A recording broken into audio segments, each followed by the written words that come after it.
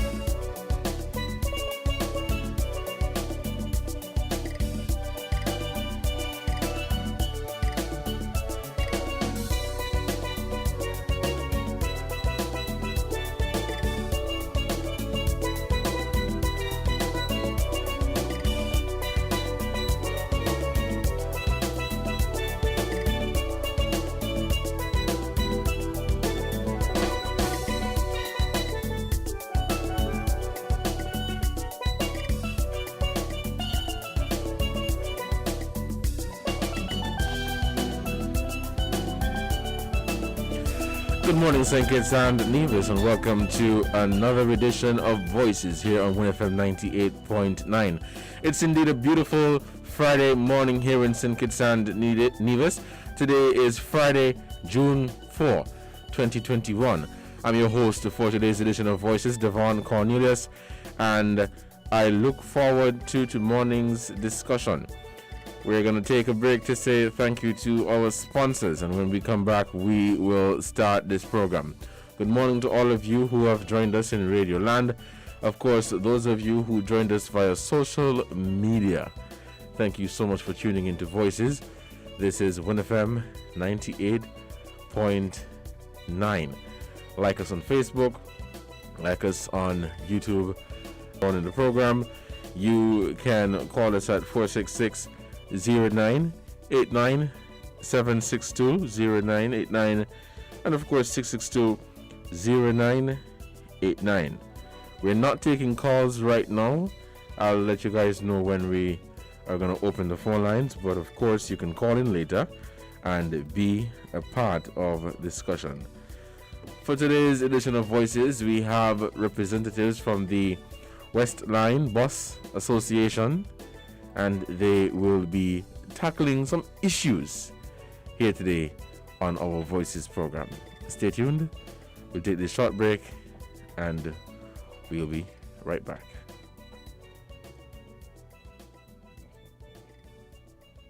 Stop.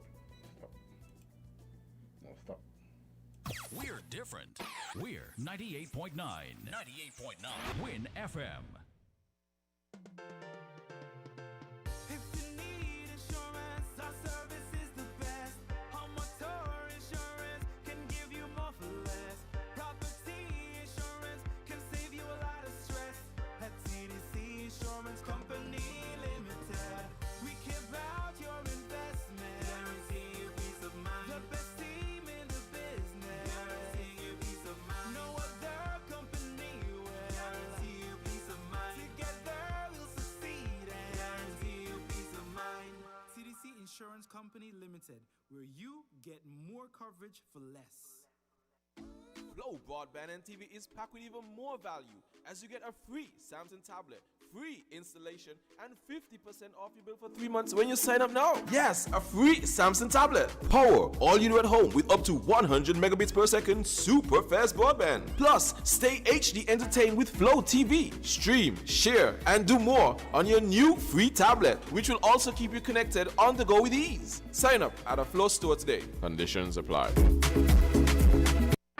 When the star them there, we are top man, we take charge. Have no reaching now, we are held down bars. Blast like a star in some Galapagos. Overdo it, we take it too far. Take charge, take charge. We are hot gal, we set the trend. Magnum we drink for the top man then. Wine with the style, no stop from spin. Hot blend, back bend, and take charge, take charge. Magnum tonic wine, the real star them. Take charge, take charge. Must be 18 or older, drink responsibly.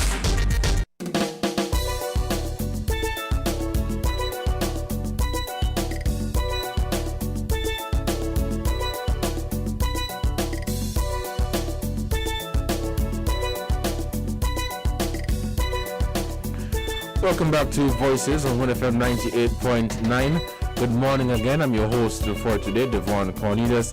Thank you guys so much for taking time out of your schedule to tune into our Voices program. Today's Friday. It's a beautiful Friday in St. Kitts and Nevis.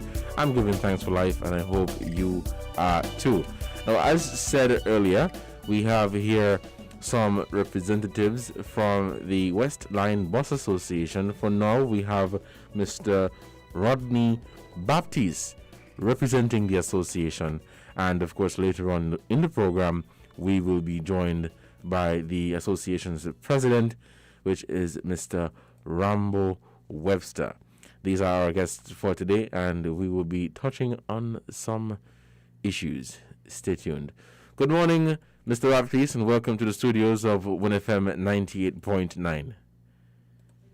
Good morning to Mr. Cornelius and to all your listeners everywhere.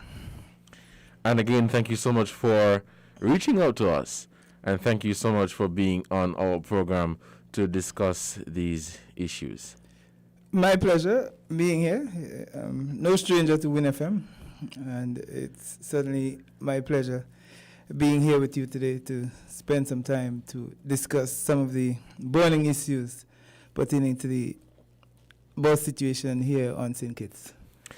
Thank you, Mr. Baptiste. Now, over the past few days, there has been some chatter on social media, of course, in the community here in St. Kitts and even on Nevis.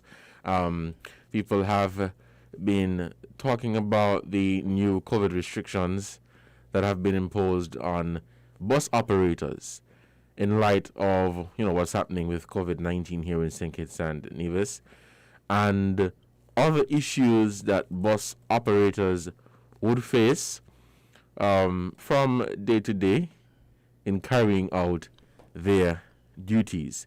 Now, in your capacity as a rep from the West Line Bus Association, I would like for you to provide some clarity on the matter and to basically say what is on the mind of the association so that our listeners could have a better understanding of some of the issues that you are facing?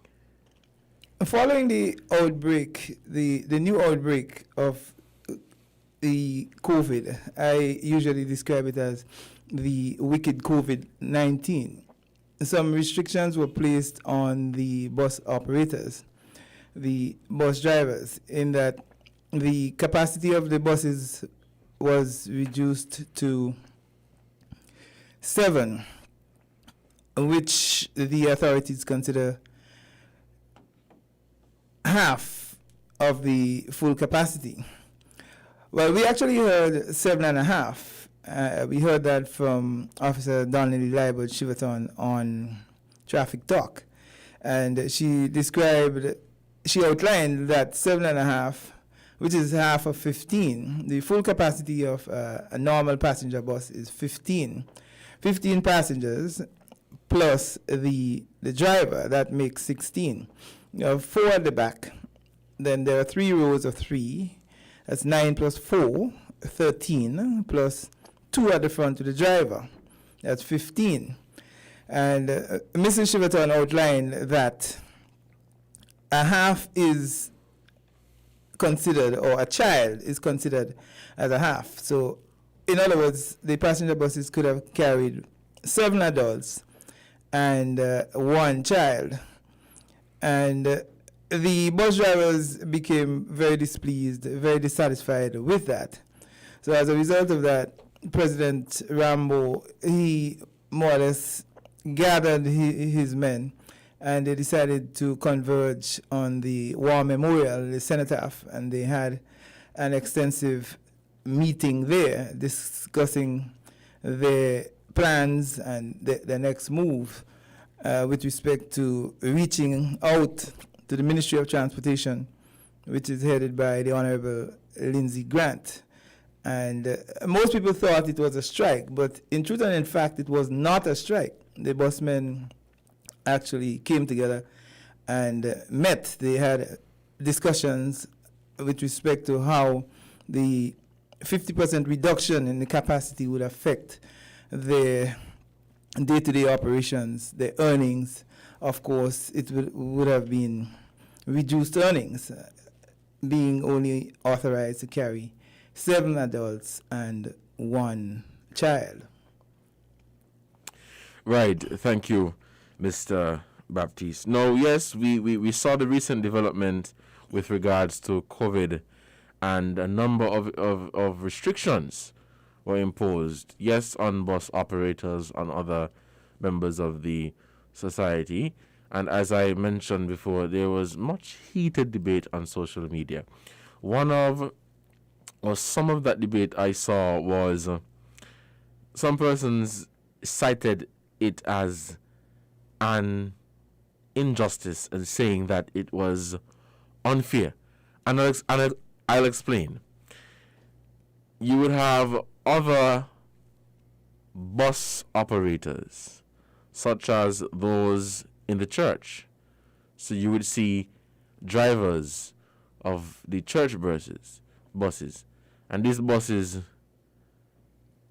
would be carrying the full capacity of 15 or 16 or 17, but the restrictions had only applied, from what I was seeing, to the regular bus operators. What do you have to say about that, Mr. Baptiste?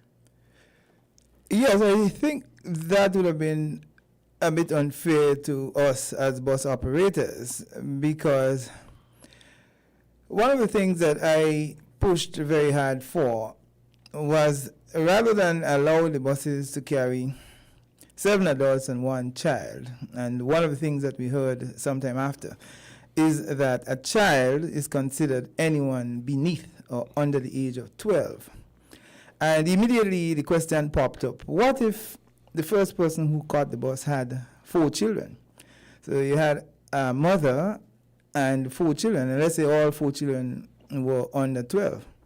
So it meant that a bus operator being allowed to carry 7, a mother with 4 children, that's under 12, that's 5 persons already, which meant that that bus driver could only pick up 2 additional persons.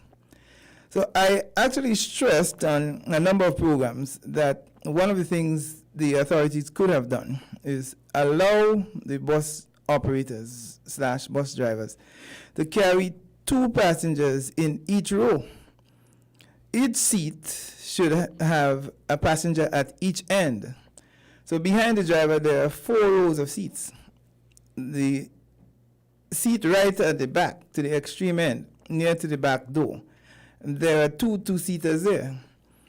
Of course, according to the sizes of the individuals, that those 2 seats may not be able to hold 4 persons, but they may only be able to hold 3.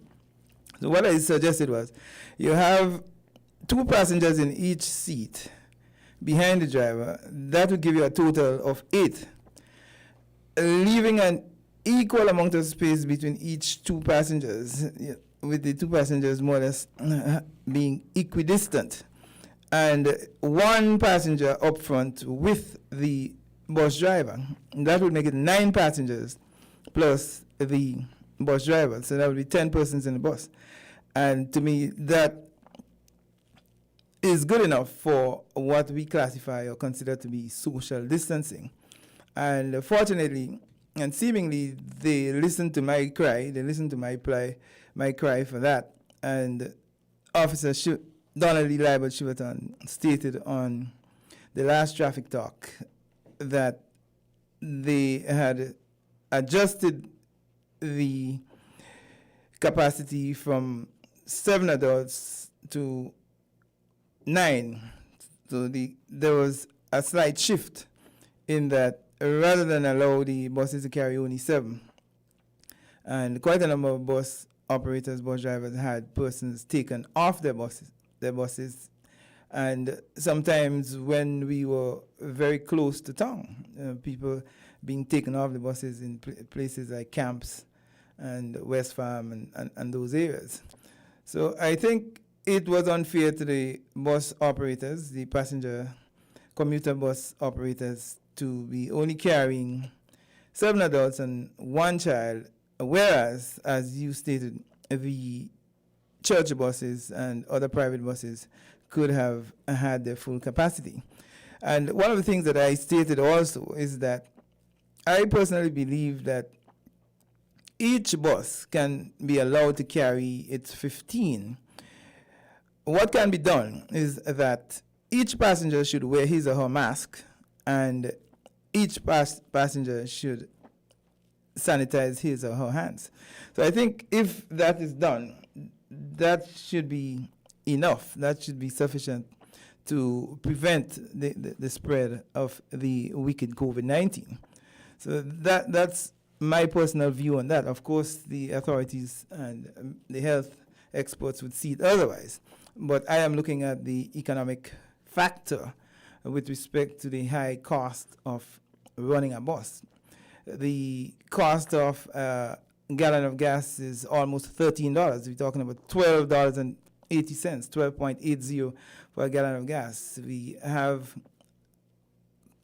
a lot of spare parts to purchase. The spare parts are quite expensive, and we do not have duty-free concessions on spare parts. I think the only thing that may come duty-free is a new bus if you are a first-time bus owner. So it's very, very costly, very expensive to maintain a bus on the road. And with respect to bus operators having to meet the banks, the commercial banks, the development bank, on a monthly basis, and having their families, mortgages, and lots of other bills to pay in these hard, wicked COVID times, it's certainly a great challenge. Thank you, Mr.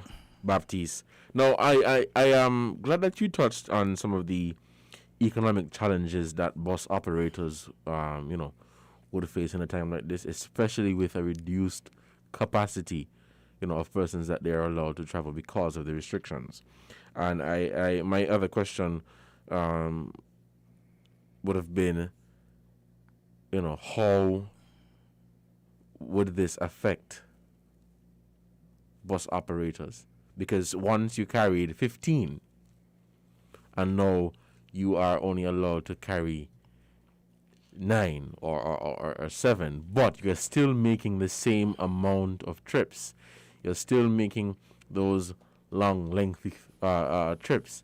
And so you're seeing a reduced income, but you still have to make the same amount of trips to make sure that you meet your obligations. And in trying to do so, you realize that you are making, instead of a profit, a loss.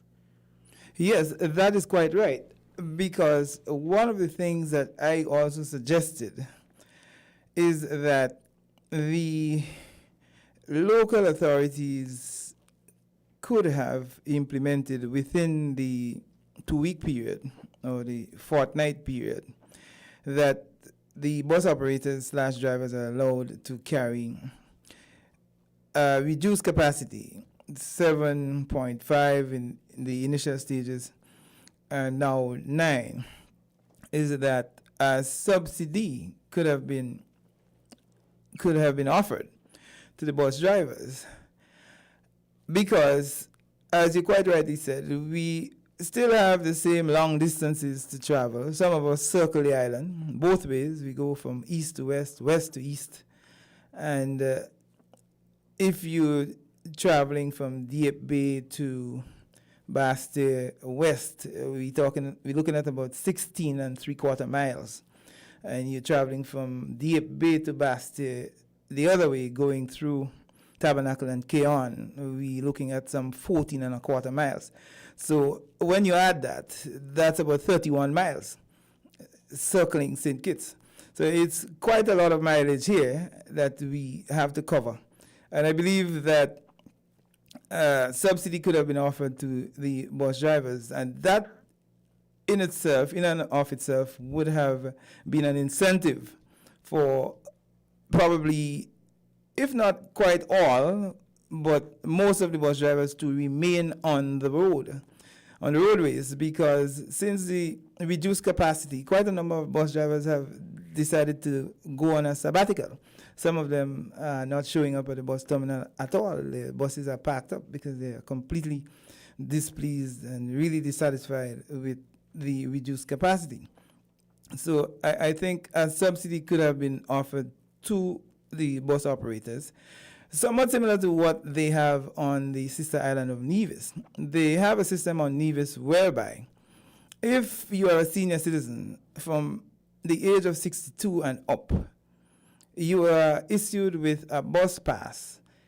Once you present the bus pass to the bus driver, you are transported free of charge.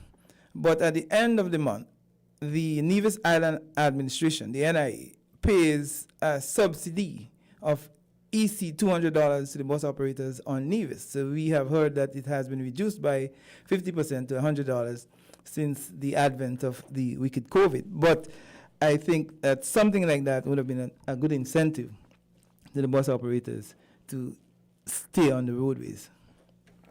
Okay. Mr. Baptiste, you mentioned something earlier about having having the bus operators go at full capacity, but with the passengers following the protocols in terms of wearing their face masks, sanitizing their hands.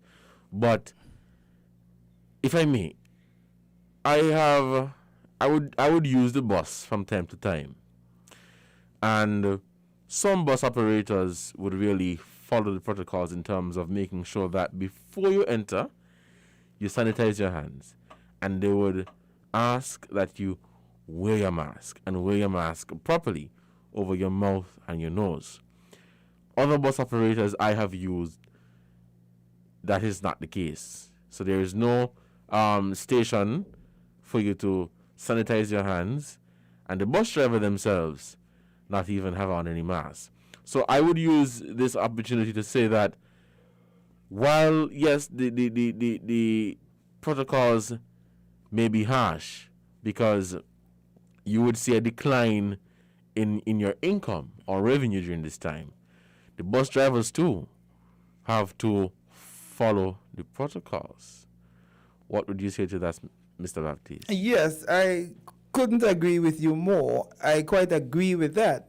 I believe that if we want to enforce the protocols, each person should be observing the protocols, including the driver of the bus. Of course, not all of us enjoy wearing a mask.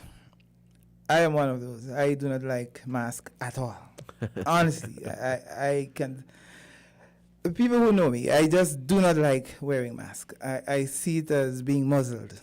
Right, but the moment the passengers come on board the bus and they begin to apply pressure and say, bus driver, you're supposed to be setting an example. You are the driver of the bus.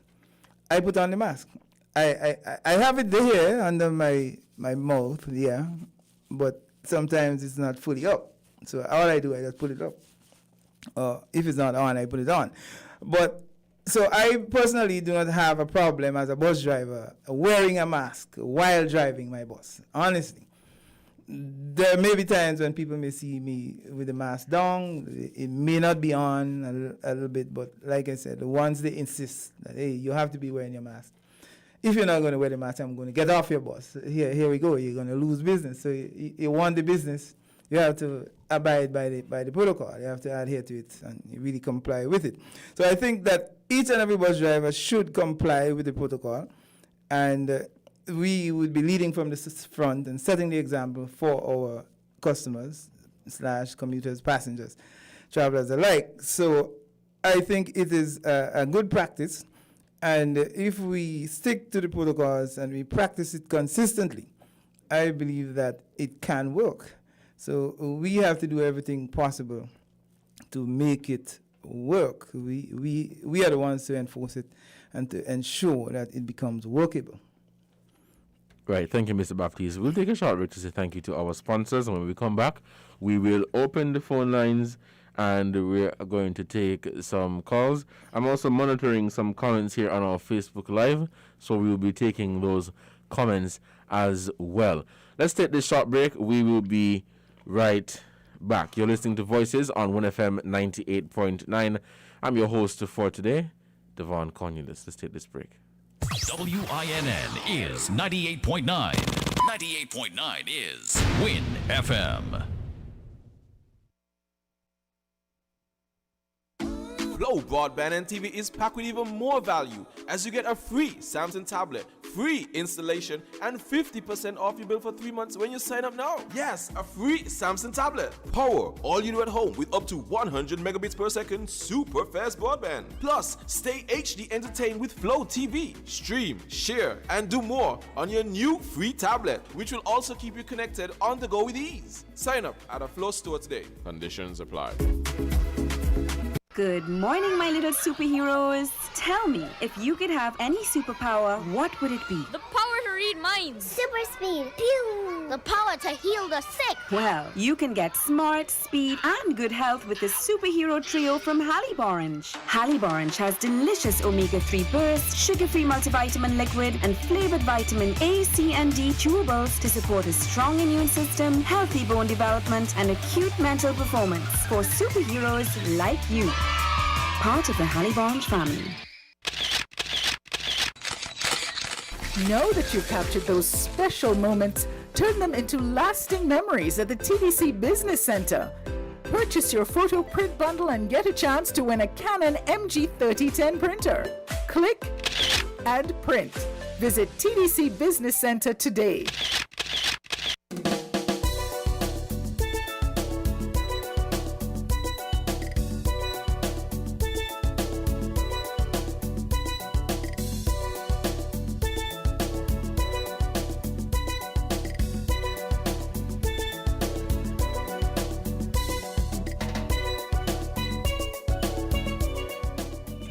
Welcome back to Voices on 1FM 98.9. I'm your host for today, Devonne Cornelius. We have Mr. Rodney Baptist of the West 9 Bus Association. This is Voices, and we're talking about the issues that the Bus Association is facing. At this time, we're going to open the phone lines, and we're going to take some phone calls for this morning. We have our first call. Let us take this caller. Good morning, caller. You are live on Voices. Hey, good morning, Devon. How are you doing? Good morning. I'm doing fine. And you? Well, you're giving God thanks, man, for his goodness to me. Can't complain. Good morning, Mr. Baptist. He's not in the studio? Yes, I am in studio. A very pleasant morning, a blessed morning to you, and here is hoping that all is well with you. Oh, yes, yes. Now, I have been listening to you. You are aware that if the information is correct, that most of the COVID active cases are on the western side of the island. It is rumored, eh? Is that so? Yes, we have heard that rumor. We have heard so. You know, so that all of the buses are likely to pick up passengers from that area, I wouldn't say infected area, but where there are more active cases. And as they say, if the corona is in, if you have a community spread, any one of the passengers that you pick up on your way from there to Bastille can be infected. So we start with that acknowledgement. Now, you initially asked for 9.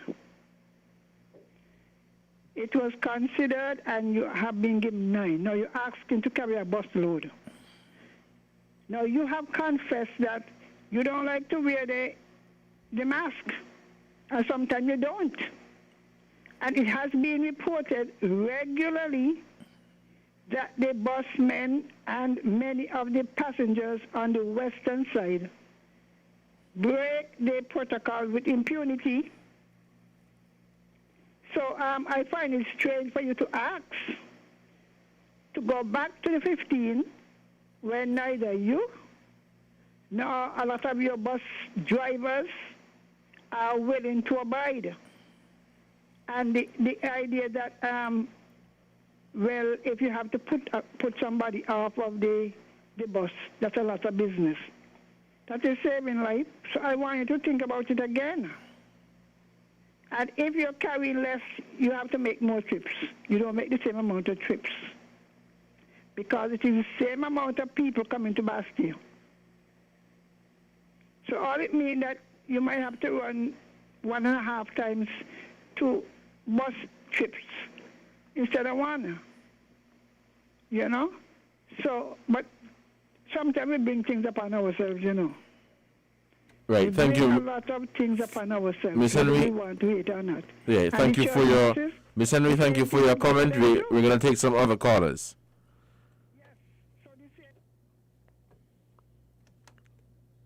Mr. Baptiste, you can go ahead and respond to that caller. Actually, it was not so much so a case of my asking to go back to the original full capacity of the buses. That's not what I stated. What I said was, in my personal opinion, I personally believe that the buses can carry the 15 or can be allowed to carry the 15 if everyone on board the bus follows the protocol with respect to the hand sanitization and the wearing of the mask. That is what I really said. But it's not so much so I am asking for that now or proposing that now. It's not really that. It's just a case of expressing a personal opinion, if you follow what I'm saying. As you would realize, I stated that I appealed for each row or each seat to carry 2, leaving an equal amount of space between each 2, which brought it up to 9, which is what we are now carrying. So I am comfortable with the 9, and Mrs. Henry is quite correct in that we now have to work twice as hard. We have to make more trips. She is correct, because we are carrying less people. And one of the things I believe could have been done as well with respect to helping the bus drivers generate more revenue is that the fees could have been increased slightly, not by much, maybe 50 cents in each case. So wherever the fee is $2.50, it goes up by 50 cents to $3.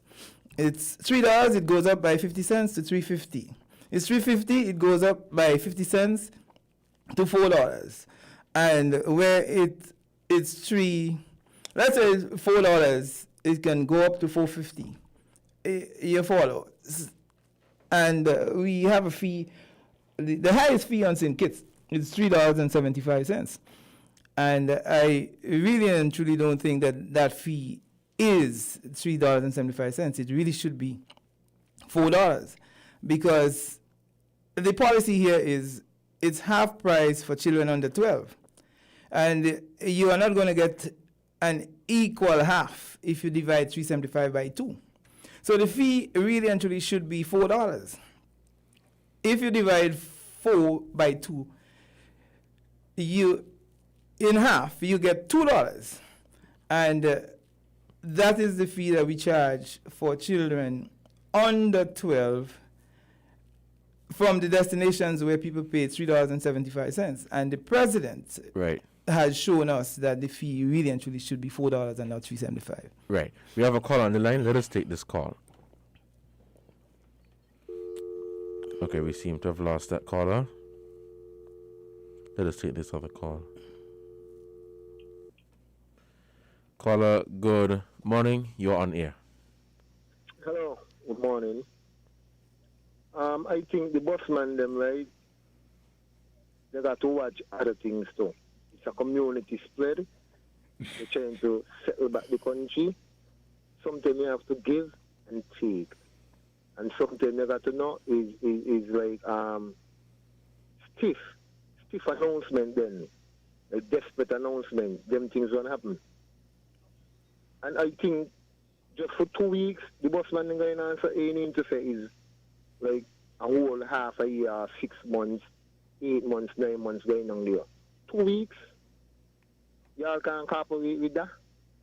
So to me, I sound like I'm going to long for the country and the people in the country. I want to bus all the time. I got to do is just, put something aside. So when these days come, because the pandemic all around the world. So when you leave the passengers them and you put on your bus, the same passengers are going to want back when the country get back go there. So them busmen, as you say, who put on the bus who ain't running, that's a disrespect to the customers them.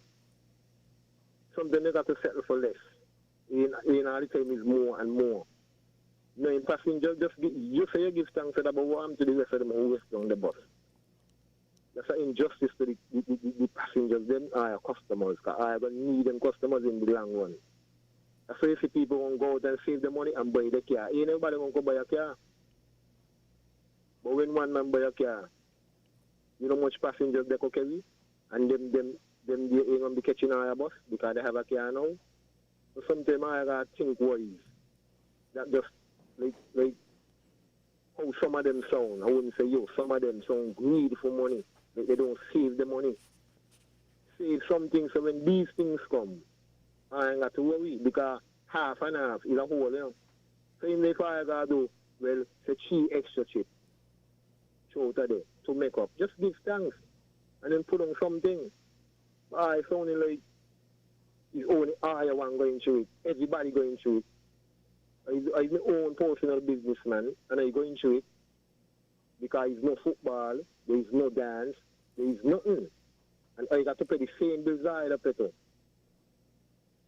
And I got a car, I got to pay for that car a month and times. And nothing really happening for me but one Coca-Cola basket, I give him thanks. Once I got life, there is a way. So just give thanks, my dear Jamie. Even if I got to do a little extra chip, and just do it. Right. And that ain't nothing to do with the government. Think about the people and think about our customers. Don't just think about our pocket and money. Still, the money needed. But just think different out the box too for our customers because I didn't like see last week Friday when I had the people down the terminal scrabbling just to go from here to there. That's like willfulness. And we have a community spread. Stop the community spread, let the country get back good, and then everything normal again. And for me, if I would just put a little thing aside, so when these things come, right, caller. To run back to. Right, caller. Thank you so much for your contribution. We are taking other calls here. You're listening to Voices on 1FM 98.9. Mr. Baptiste, I'll allow you to respond to that. The caller made some salient points. He made some very good points.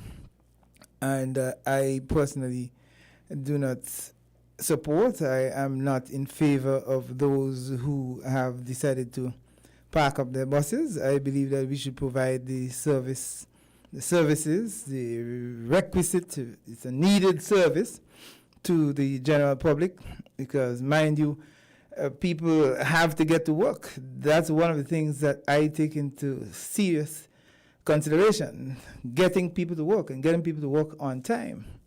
Because, Mr. Cornelius, with the reduced capacity, we have seen, especially when we were allowed to carry only 7, we were literally passing people on the roadside in droves.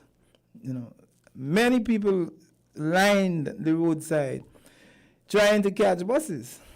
And because less buses were operating, people had to wait longer to catch a bus. So I am certainly not in favor of persons parking up and not providing the service, not working. I personally, I cover just about every route on St. Kitts. I've even been to Nevis operating my bus. So right. I look out for people everywhere, everywhere. And, you know, if I may add to that, I think that the ferries, I think they are experiencing a similar problem, because they too have a reduced capacity.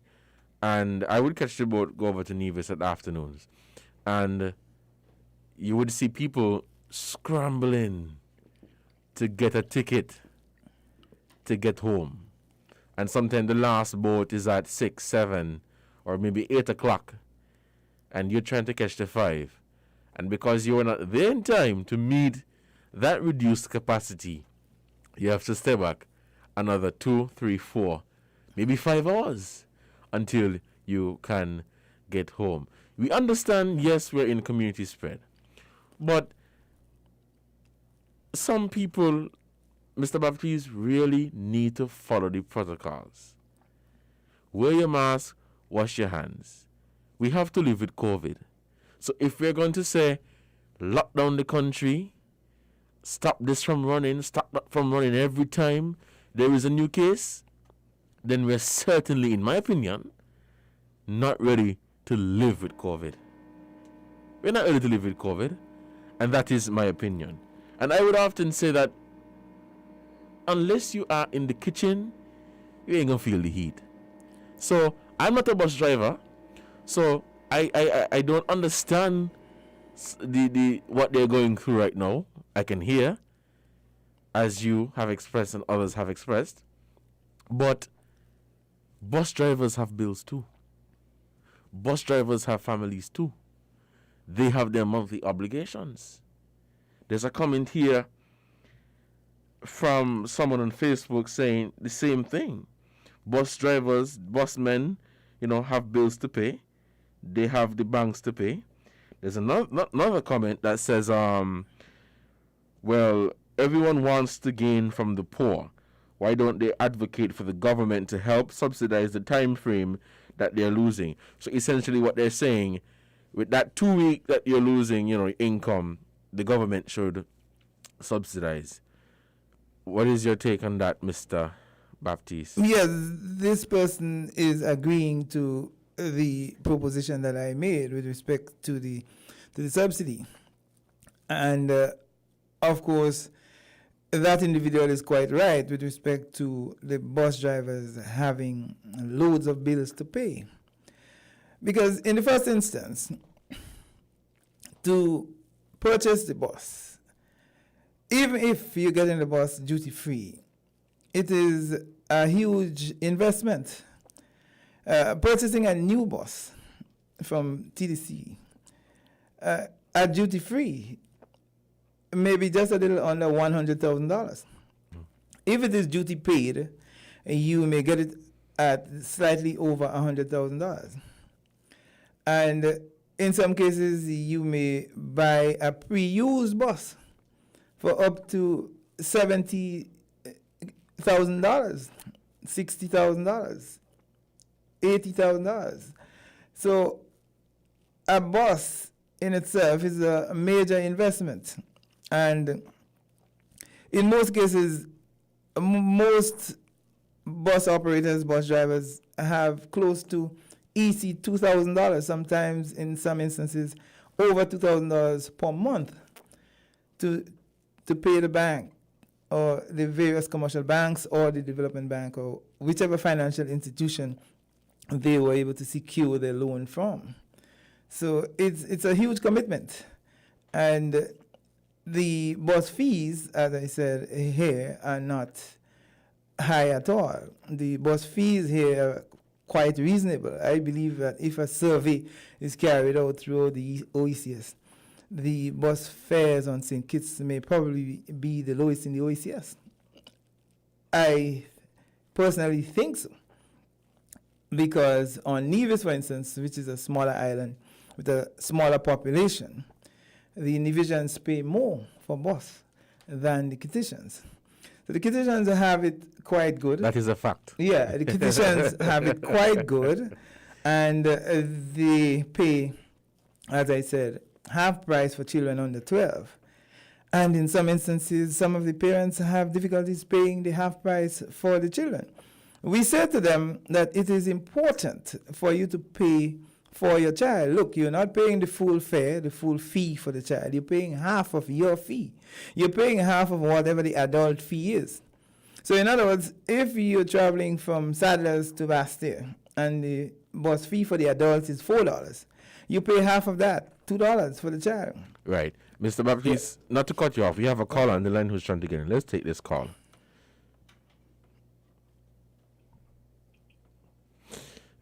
Caller, good morning. You are on the air. Hello. Hello. Hello, good morning. You're on the air. Go ahead, Hunks. We are listening to you, Hunks. Go ahead. Caller, good morning. You're on the air.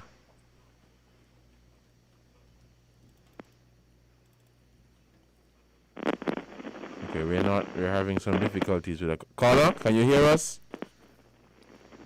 Okay, we're not hearing that caller. We're still taking your calls. It's just a few minutes to the hour of 12. We take a break at 12 for the headline news. The numbers to call are 466-0989-762 and 662. Mr. Baptiste, go ahead. Yes, and quickly, one of the things that I would like to urge parents especially and commuters, passengers in general, is that it is good to observe the pay-as-you-enter policy.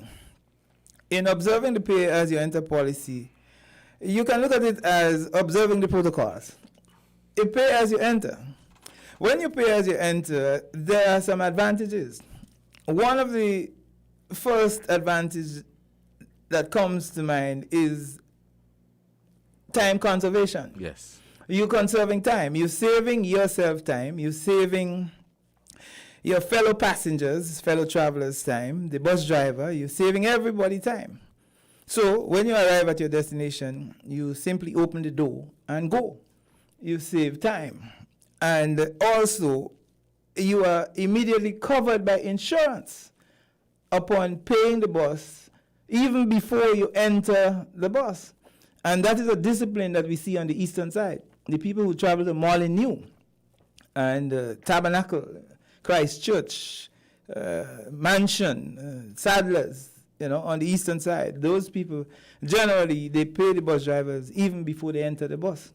People going to Keon and throughout the eastern side, we see that discipline from the people on that side. And we would like to encourage people to pay the bus as you enter, especially those people who have big denominations. Some people have $100, and a man would travel from Bastille to Old Road, and when he gets to Old Road, he's paying the driver with $100.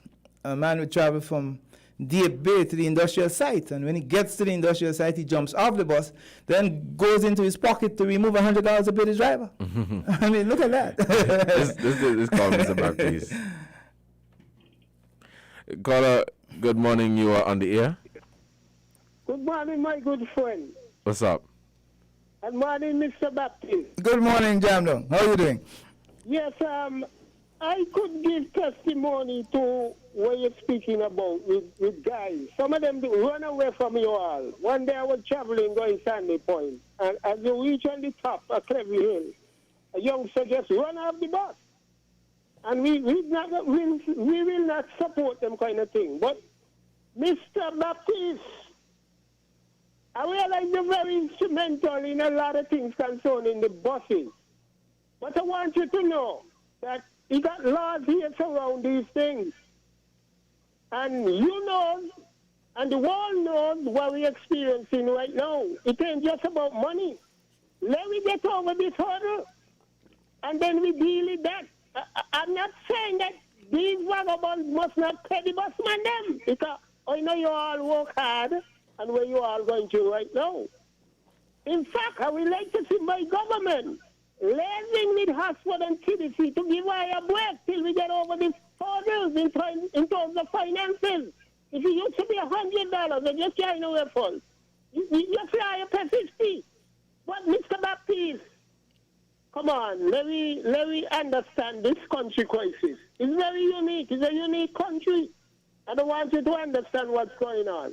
I must, before I left here, congratulate my good friend Mr. Bacchus on a show on Wednesday night with the doctors. And I was surprised to hear so much of these doctors in the diaspora from St. Kitts. And they put down some reasonable, statement. I was so proud. One of them, Mr. Martin, and another one on the Canada side. And I hope that ZZ Radio, currently right now, I calling them via Galloway and Mr. Hanley to get on to Mr. Bacchus for a clip and keep playing these things and sensitize the young stupid people that we got in this country. When you hear this citizen talk about the seriousness of what we've seen in North America with this corona, come up, city people, I wake up. This thing ain't a joke, And I'm asking enforcement to do their work. Do their work. I'm calling on the Prime Minister to get on to the hierarchy of the police to make them do their work. Because we know that what it takes, according to the young man, one of them was talking about, when they come, when you admit to the hospital, he's the man to say where to carry you. You understand? And I felt so proud. And a warning, black people are an animal in a cage. Understand why around us. Mr. Prime Minister, he's a strong man, And if he's one man in this country, you're going to be behind your back. It's jammed down. Because I'm playing your politics with this. Have a good day, my brothers. Yeah, thank you so much. You too, sir. One-on-one. Yeah, thank you so much for your sir. contribution. We're going to close the phone lines now and allow you, Mr. Baptist, to wrap up as we're at the 12 o'clock hour for the end of our program. You may go ahead. I would like to encourage the passengers, the travelers, commuters alike to keep on observing the protocols, and let's ensure that we keep St. Kitts, the entire Federation of St. Kitts and Nevis, free of this wicked COVID-19, this man-engineered pandemic, which I usually describe it as, because we want people to be safe, we want to preserve lives, and we are indeed very happy to provide the transportation, the ground transportation services to the local commuting public. And I would also urge and encourage the bus drivers to observe the protocols as well. And I would like to take this opportunity to admonish passengers to respect the bus drivers. We are here to provide well-needed, much-needed service to you. So I see no reason why people come on the buses and look to disrespect the bus drivers for no reason. I mean, sometimes they don't know you from Adam, but they come on the buses to create commotion and all kinds of problems and give us a lot of headaches for absolutely no reason. And we are delighted to serve them. We are happy to serve them. Sometimes we go out of our way to serve these people. but yet they don't show us the respect and they want to treat us as dirt. And that is unfortunate, because sometimes all beyond midnight, way into the wee hours of the morning, we all over the island taking people right to their gates.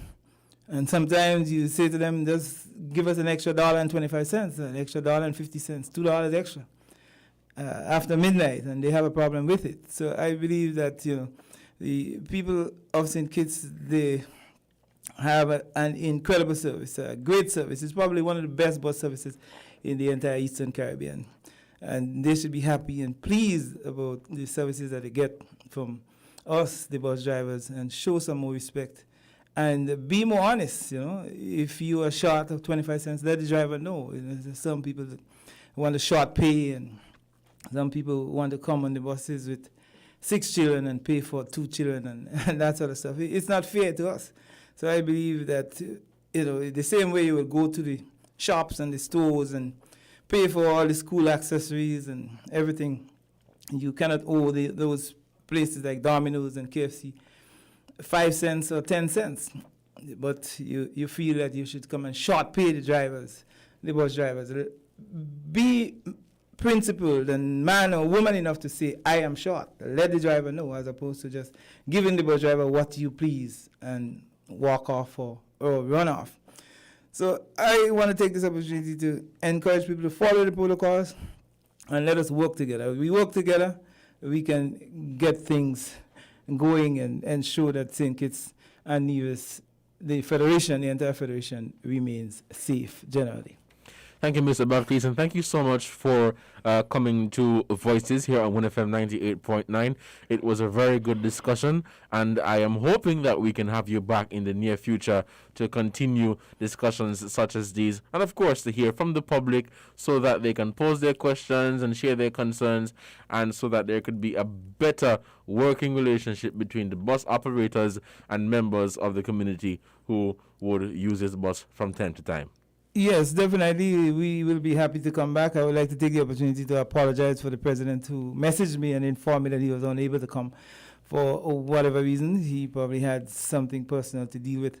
So hopefully he will be able to come, and maybe the president of the other bus association, Mr. Bernard Boland. So next time around, we would have the executives of the bus associations to speak to the public and explain more on some of the challenges that we face as bus operators. So it was a pleasure being here, and may God bless the entire Federation of St. Kitts and Nevis. Thank you. This was Voices on WinFM 98.9. I am Devonne Cornelius. We'll take a break now for the headline news. Stay tuned. We'll be back at 12:30. Have a good one.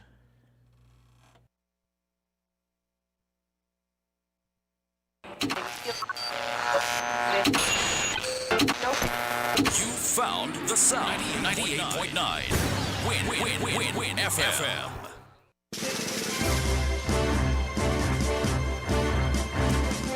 We now bring you the headline news. The headline news is brought to you by Caribbean Alliance, The Grange, KDP Enterprises, Carib Brewery, and Development Bank.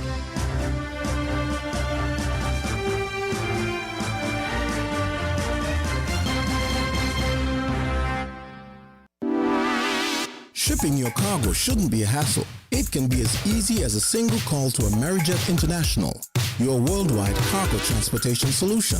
We provide all the services you need to ship your goods anywhere in the world, whether your shipment is fresh, frozen, large or small, alive or hazardous. You can count on Amerijet to deliver it safe and sound. Amerijet International, by land, sea or air, we get it there. For more information, visit us online at www.amerijet.com or call us at KDP Enterprises at 466-9595. Maybe it's the way the brilliant gold liquid reflects our sunshine, or how the bright blue of its label mirrors the clear Caribbean skies overhead. Maybe it's the fresh, crisp taste of this beastly cold beer on a scorching hot day. Maybe it's even the way it brings us all together. But one thing is for sure, Carib is very much a part of who we are wherever we're from in the Caribbean. Carib. It's the way we play. Drink responsibly. Everyone struggles at times. Even we too have our own struggles. Do you have a loan at the Development Bank of St. Kitts and Nevis and have fallen behind on your payments because of financial difficulties? Have your financial situation changed? If your answer is yes, visit the Development Bank of St. Kitts and Nevis or call 465-2288, extension 1101 or 469-5416 to make an appointment to discuss our debt evaluation and restructuring plan with one of our qualified officers. We are committed to working with you to make a sustained positive difference in your life. We are faced with tough decisions every day, but choosing the right home or motor insurance shouldn't be one. You need fast claim settlement from a company that's been rooted for over 31 years. And don't forget the A Excellent rating by AM Best. Make the intelligent choice. Caribbean Alliance Insurance. Reliable insurance that you can count on. Get a quote today for your home, motor, contents, and liability insurance needs, and make the intelligent choice. Caribbean Alliance. Tomorrow secured. Local agents, Dalil Walwyn & Co. Limited. Telephone 465-2631 or 469-5303 for the Nevis office. Did you know that the Grange Healthcare Facility is the first purpose-built, non-governmental healthcare organization on St. Kitts? It's situated at Otley's, 7 miles east of Basseterre in beautifully landscaped surroundings. The Grange has a team of highly trained professionals and provides care that's rated as being comparable with UK and North American standards. The Grange offers varied accommodations to suit your individual needs, and our all-inclusive packages make the cost of care per hour the most competitive on the island. Services include convalescent care for all ages, daycare facilities for older adults, rehabilitation services, and training and continuing education for healthcare providers. For more information, call 466-5525 or 465-8020. Fax 466-8221 or email thegrangehealth@gmail.com or visit our website at www.grangehealthcarefacility.com.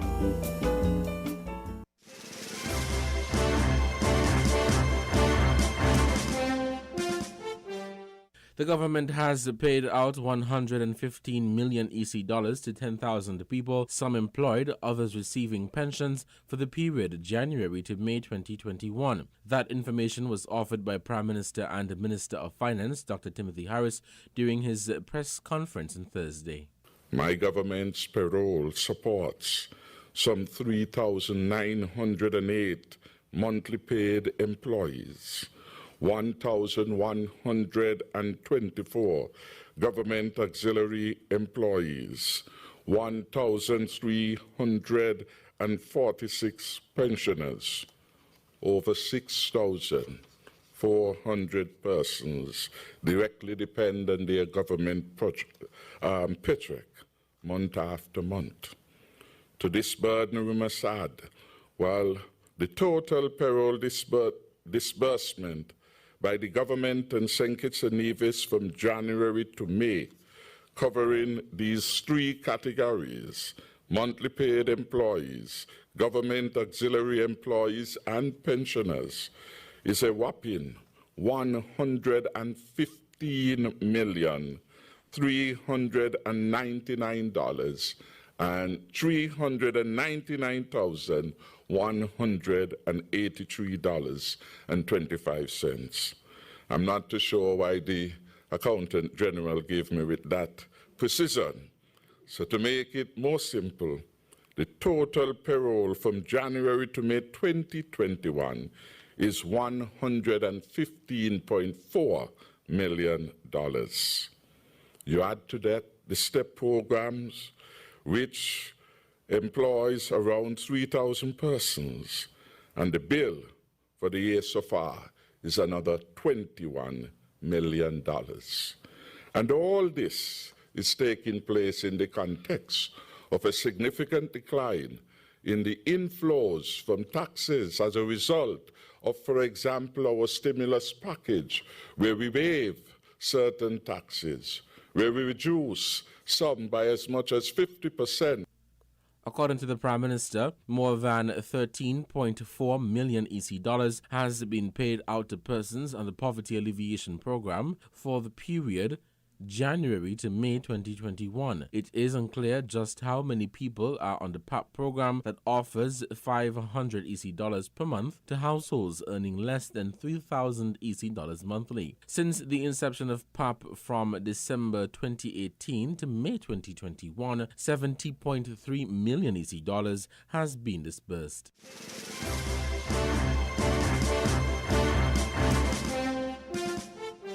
The body of James Shapar, former director of Villa Engineering at the Four Seasons Resort, Nevis, was reportedly found unresponsive in a house at Bath Plains, Nevis, Thursday afternoon, June 3rd. Contacted Friday morning for comment, the police told when a press release will be issued at a later time.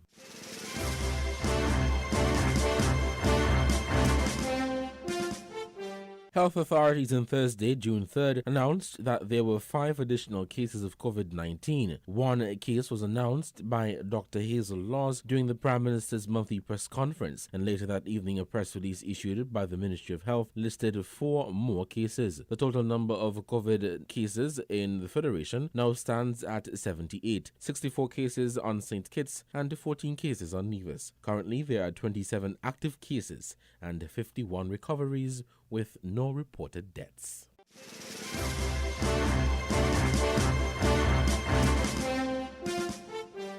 Prime Minister and the Minister of Finance, Dr. Timothy Harris, is reporting that more than 33.4 million EC dollars have been paid out in severance to workers in St. Kitts and Nevis. Dr. Harris was at the time speaking at his June 3rd, 2021 press conference. The total amount paid out for severance payments by the federal government is a whopping $33.4 million as at May 31st, 2021.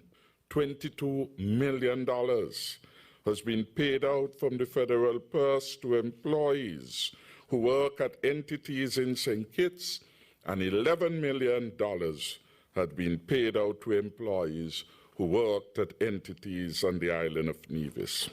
The Federal Labor Department has received 2,892 severance claims from employees in St. Kitts and Nevis. As of May 31st, 2021, the total number of claims processed stands at 2,107, of which 2,042 have been paid. 75 are pending.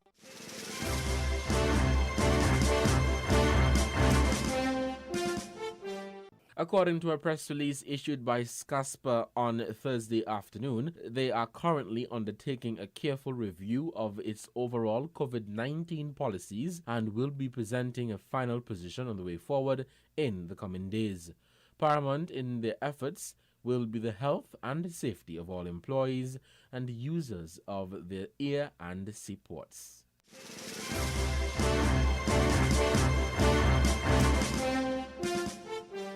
In light of the community spread currently being experienced, all public and private schools in St. Kitts and Nevis will remain closed until September 2021. That was revealed by the Minister of Education, the Honourable John L. Powell, when he spoke at the June 3rd Prime Minister's press conference. The Ministry of Education has taken the decision that we will not resume school for the purposes of face-to-face instruction for the remainder of the school year. This is as a result of, as I said, the community spread, and the fact that we as a ministry do not think that the risk is worth it to open schools in light of everything that is happening, bearing in mind that we would be closing schools naturally at the end of this month. The result of this is that for primary school children, the curriculum reform that we have been undergoing for some time now has allowed for continuous assessment of those children throughout the academic year. And so they will not have any end of term or end of year examinations. Their performances will be assessed based on the continuous assessment that has taken place over the course of the year. In relation to secondary schools, last week, we would have naturally begun examinations for some of those students. And so those students who would have been preparing prior to that and even during the last 2 weeks of lockdown or of closure through the online modality will still be able to write their common examinations. The ministry will indicate to parents and students the modality in which they will have that opportunity. We will also be prioritizing our fifth form students who are about to take or write the CXC examinations. A recent release from CXC would have indicated that those examinations have been pushed back in relation to their start date to the 28th of June. And so we will prioritize the preparation of our fifth form students in terms of face-to-face interaction for preparation and writing of those exams. The early childhood centers will remain closed until further notice. This again is as a result of the community spread of the COVID-19 virus, and we are waiting for the results of testing that has taken place and the advice of the Ministry of Health. So I just thought that that information would be pertinent at this point in time. Thank you. Minister of Education, the Honorable Jonel Powell.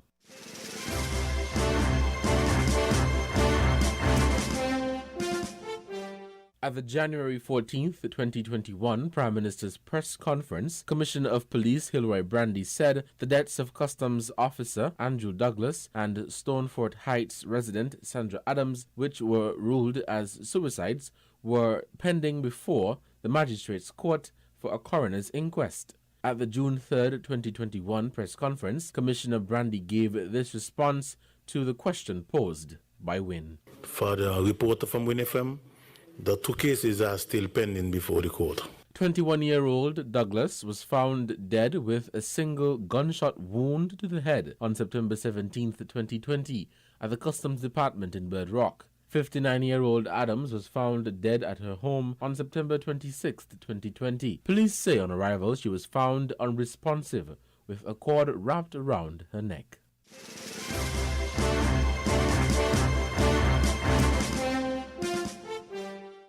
I am Keith Dover, a COVID-19 survivor. I saw COVID-19 as a flu. My symptoms started as a terrible headache and changed very quickly with loss of appetite, not even to drink water, to blood sugar levels of 600. I was hospitalized and placed on a ventilator for 9 weeks. I developed kidney, lung, and heart problems, which I never had before. I lost 70 pounds and had to learn how to walk all over again. The COVID-19 vaccine prevents you from getting seriously ill like I was, hospitalization and even death. I took the vaccine because, for me, the benefits outweigh the risks. You should get the COVID-19 vaccine too. In this edition of the Caribbean News Roundup, the Mehul Choksi court matter with reports from Dominica and Antigua. The news coming right up.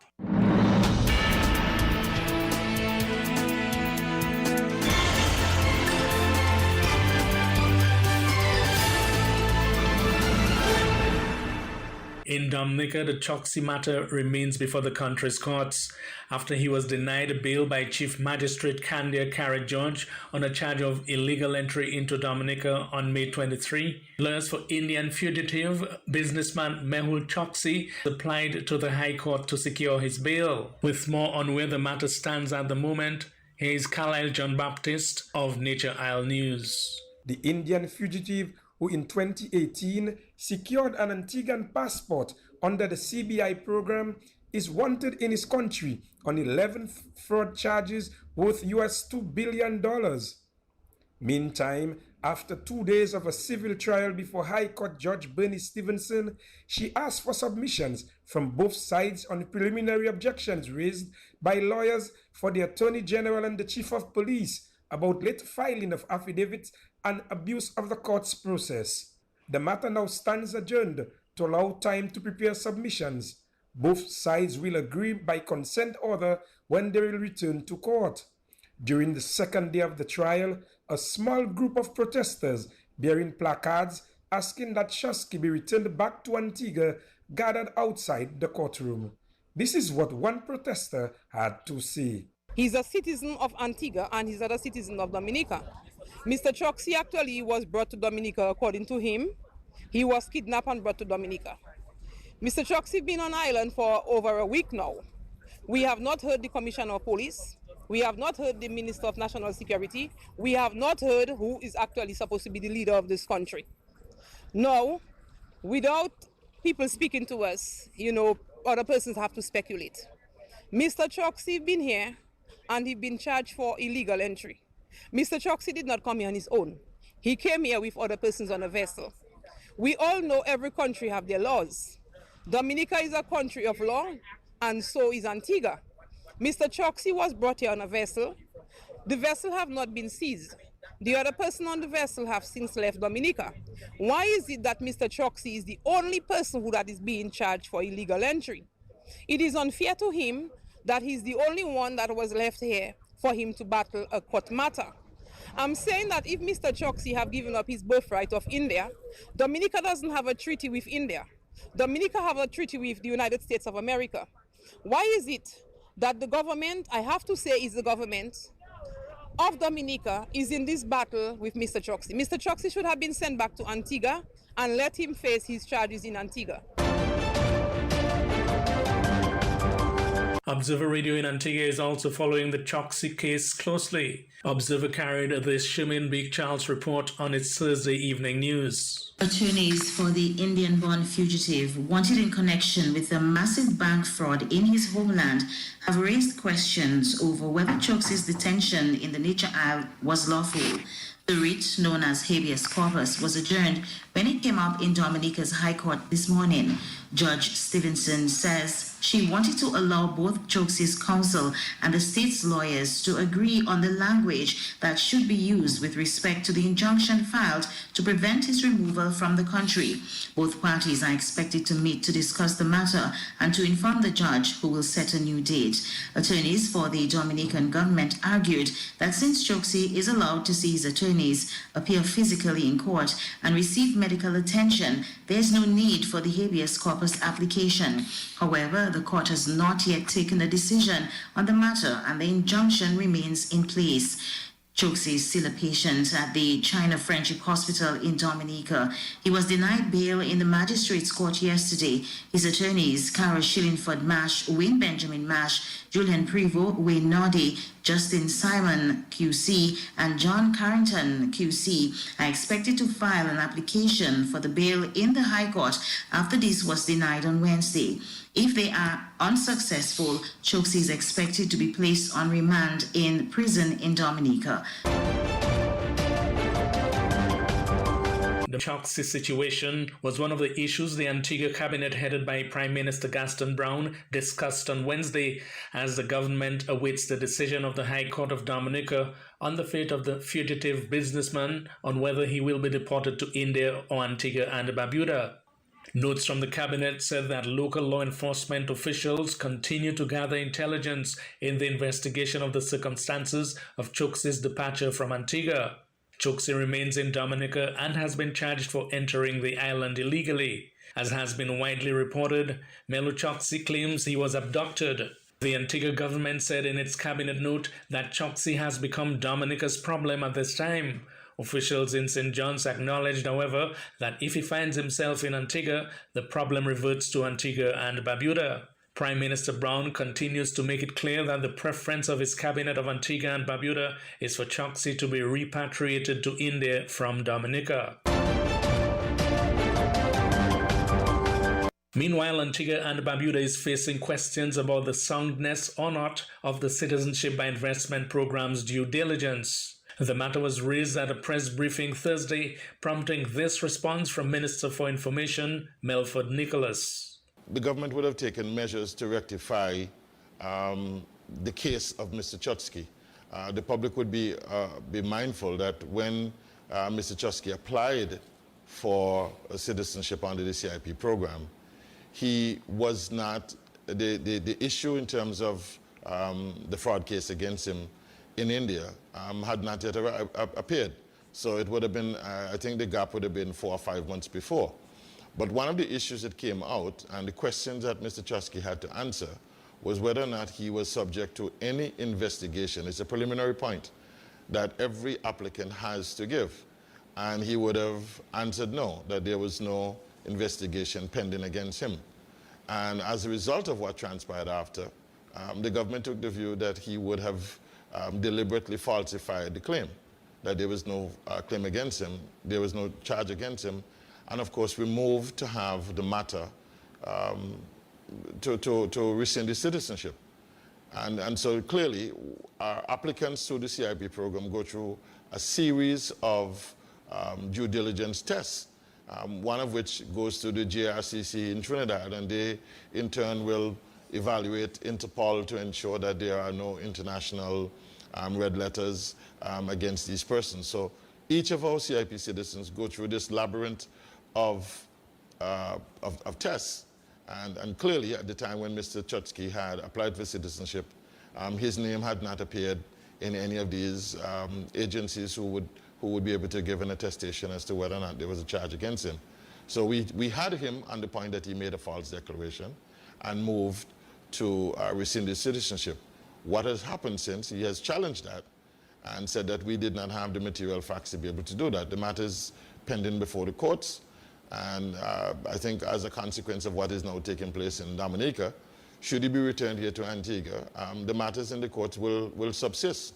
And one of the concerns that we would have, given if the case were proven that he was indeed abducted, the whole question of his safety would become an issue. And so getting that matter to be determined on the court docket is a matter that we are now beginning to look at to determine if we can get an early hearing other than November or December, which is slated to do. And if and when that happens and the government prevails, then we will have the option of saying that you're no longer a citizen and we do not want you within our jurisdiction. In St. Vincent, farmers are beginning to undertake the tedious process of returning to full-scale production in the aftermath of the eruption of La Soufrière volcano. However, Minister for Agriculture, Saboto Caesar, is identifying what it describes as a great threat to farms in the red zone. So there are certain areas in the red zone that we have identified would be affected by the lahars. We have a lot of ash and debris on the mountain slopes. Simply, when it rains, it is brought down to the valleys and in the lower areas. Therefore, you may have a farmer who, even though there was a heavy ash fall in that area, the farmer was marginally affected. But the lahars, so far, definitely causing greater devastation. What we want to ensure is that when we rebuild in areas that are earmarked and zoned outside of these areas that typically we anticipate will be affected by the lahars. In St. Lucia, wildlife has become so much more difficult for an 84-year-old diabetic woman. This is a follow-up to a story we have reported on before with the help of NBC Prime News. Here's NBC Prime with the latest on the situation. A footpath leads to a cool and shade underneath a tall mango tree a short distance from where 84-year-old Yvette Jones calls home in a Cicero community. Yvette Jones hasn't been able to sit under the mango tree ever since an irreversible doctor's error made her a double amputee.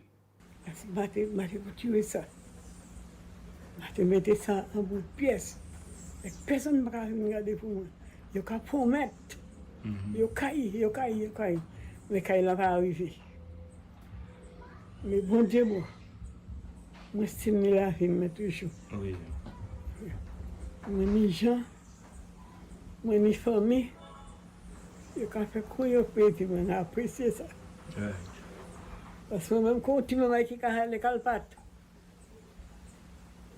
Si on me laisse passer moi. Mais ça fait rien, ben comme The 84-year-old was initially scheduled to undergo surgery to remove part of her left leg at the OKEU hospital in March. Instead, doctors wrongfully cut off her healthier right leg.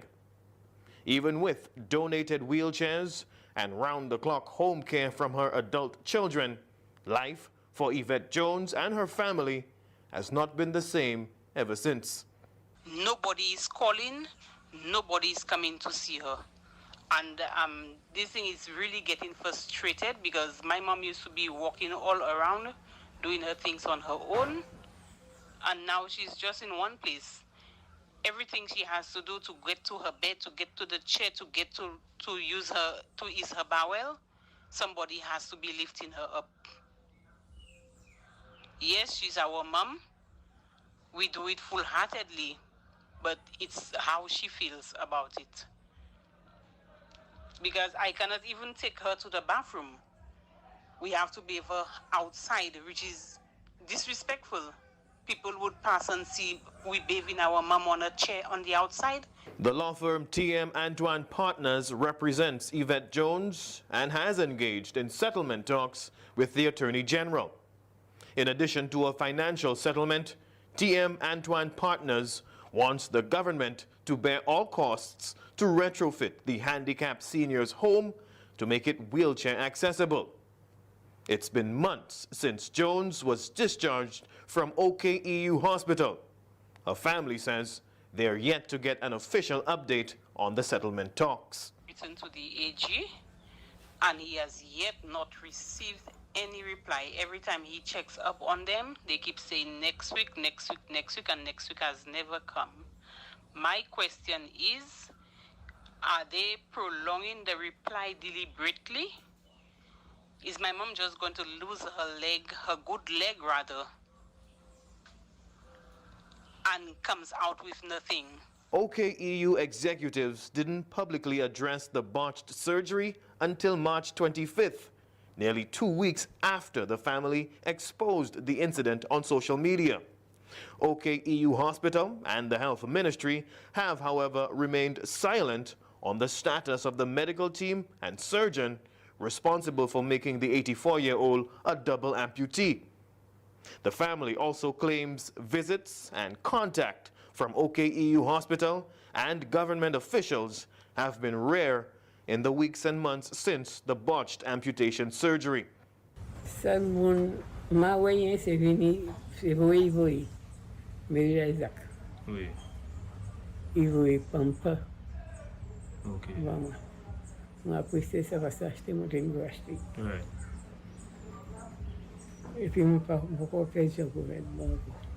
Before the surgery, Yvette Jones, according to her Cicerone neighbors, was regularly seen sitting underneath her mango tree. Without wheelchair ramps and other physical alterations to her home, Yvette Jones can only stare at that shady spot under the tree from her living room couch. Rihani Isidore, NBC Prime.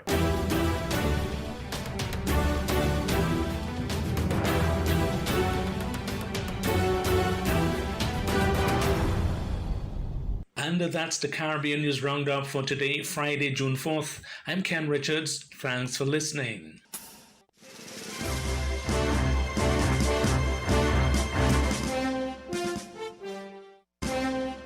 That was the Win FM Headline News. The Win FM Headline News was brought to you by Caribbean Alliance, The Grange, KDP Enterprises, Carib Brewery, and Development Bank.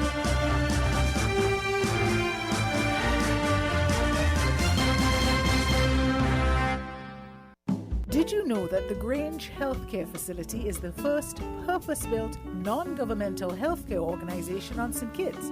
It's situated at Otley's, 7 miles east of Basseterre in beautifully landscaped surroundings. The Grange has a team of highly trained professionals and provides care that's rated as being comparable with UK and North American standards. The Grange offers varied accommodations to suit your individual needs, and our all-inclusive packages make the cost of care per hour the most competitive on on the island.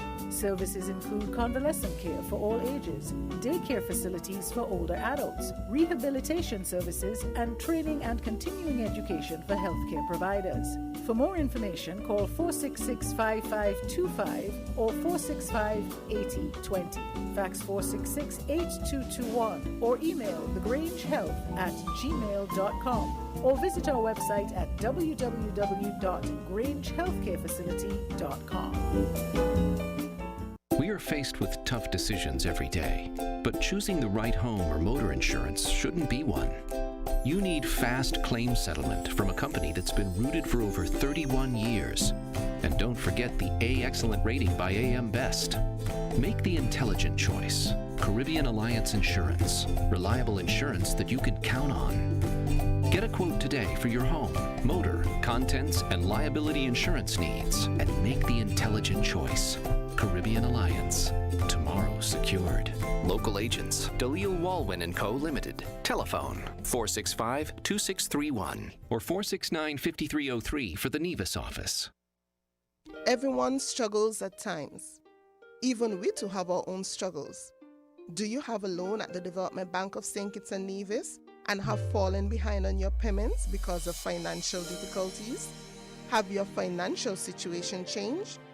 If your answer is yes, visit the Development Bank of St. Kitts and Nevis or call 465-2288 extension 1101 or 469-5416 to make an appointment to discuss our debt evaluation and restructuring plan with one of our qualified officers.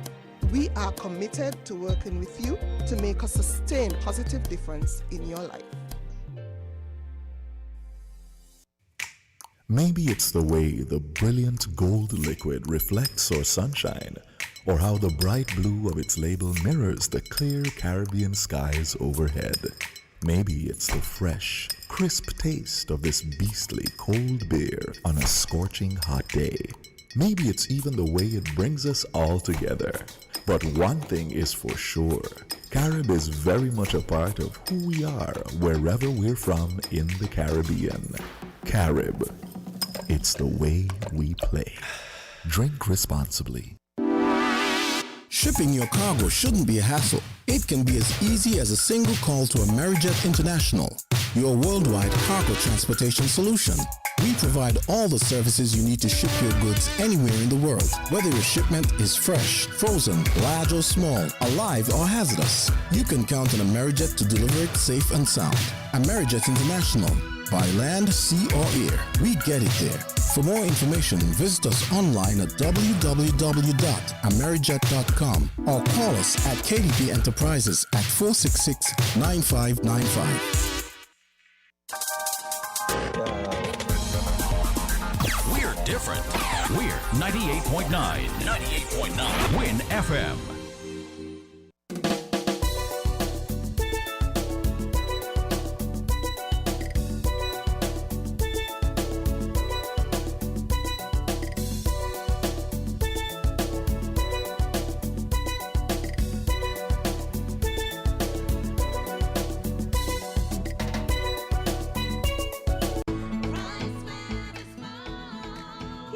Horsford's Value Mart IGA Value Club Blue Tag Specials from June 3rd through 16th.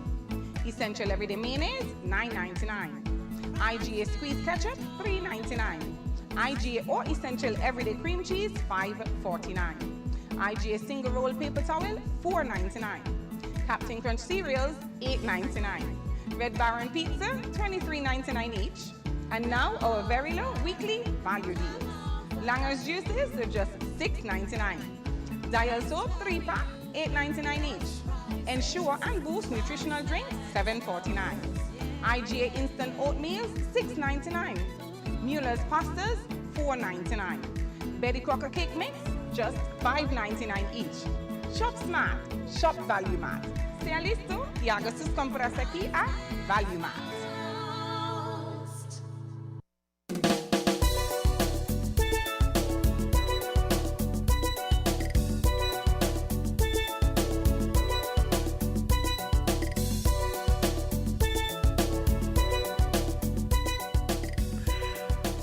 Good afternoon. Welcome back to Voices on 1FM 98.9. I'm your host for this afternoon, Devonne Cornelius. Good afternoon to all of you who have joined us. Of course, those of you joining via radio, those of you joining via our website, and those of you joining via our social media pages. Good afternoon. You're listening to Voices on 1FM 98.9. Thank you guys so much for tuning in. Today is indeed a beautiful Friday here in St. Kitts and Nevis. Today is Friday, June 4th, 2021. I'm giving thanks for life, and I hope you are too. I know so many people did not get that opportunity to get up today, go out and make a living for themselves and their families. But you're great. You should be grateful. You're alive today. Give thanks for life and be thankful for what you have. This is Voices, 1FM 98.9. I'm Devonne Cornelius. Stay tuned.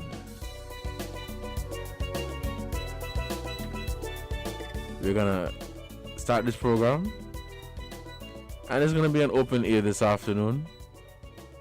This morning we had Mr. Rodney Baptist of the West Line Bus Association, and he spoke about some of the issues that members of the association and bus operators in general have been facing, since the onset of the COVID-19 pandemic here.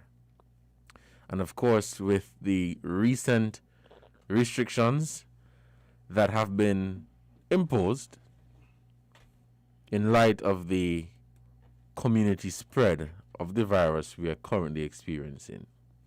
And of course, other issues that bus operators would face from time to time. And so we're going to continue this discussion by allowing members of the public to call in and pose their questions,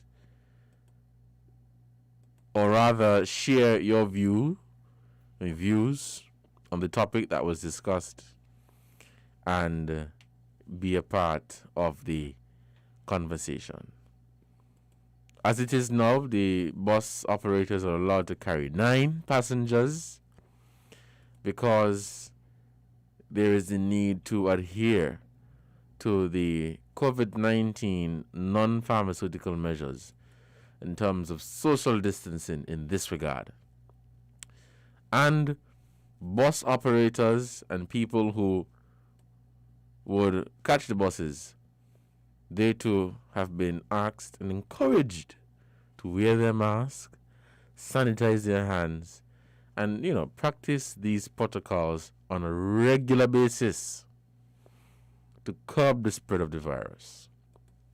There are some persons who have been calling and begging for a total lockdown here in the country, and other persons have expressed different sentiments. These are some of the measures, I think, that would prevent us from going into a complete lockdown. And so that is why the health authorities, when they have their NEOC briefing, that is why they continue to encourage us to wear our masks and to practice the protocols. Because really and truly, some of us don't want a lockdown, and some of us can't afford a lockdown. Some would say, oh, you're just looking at the money and you just want to make money and you're greedy. Well, I believe those people were saying that they're bread and butter, and not with the cheap butter, the country cut butter. So they could afford to say that.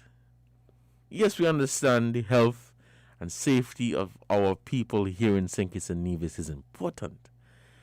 And we wouldn't want COVID to get out of control in the country. But we have to follow the protocols. And we have to learn how to live with the virus. Because they ain't going nowhere right now. And so that is why they keep encouraging us, apart from the vaccination, to wear your mask, to wash your hands, and as much as possible practice social distancing. Avoid mass crowds.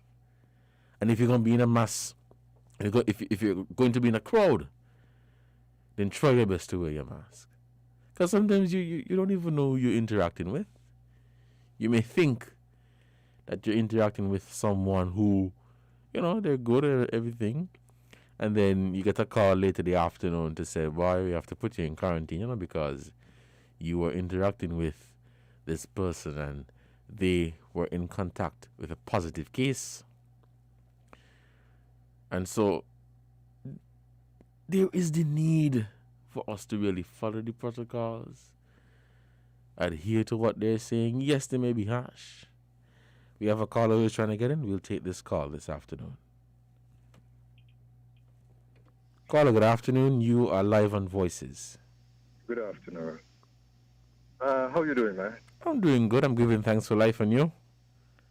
I'm giving God thanks for His mercy and His goodness. Awesome. Not only on me, but on the entire Saint Nevis.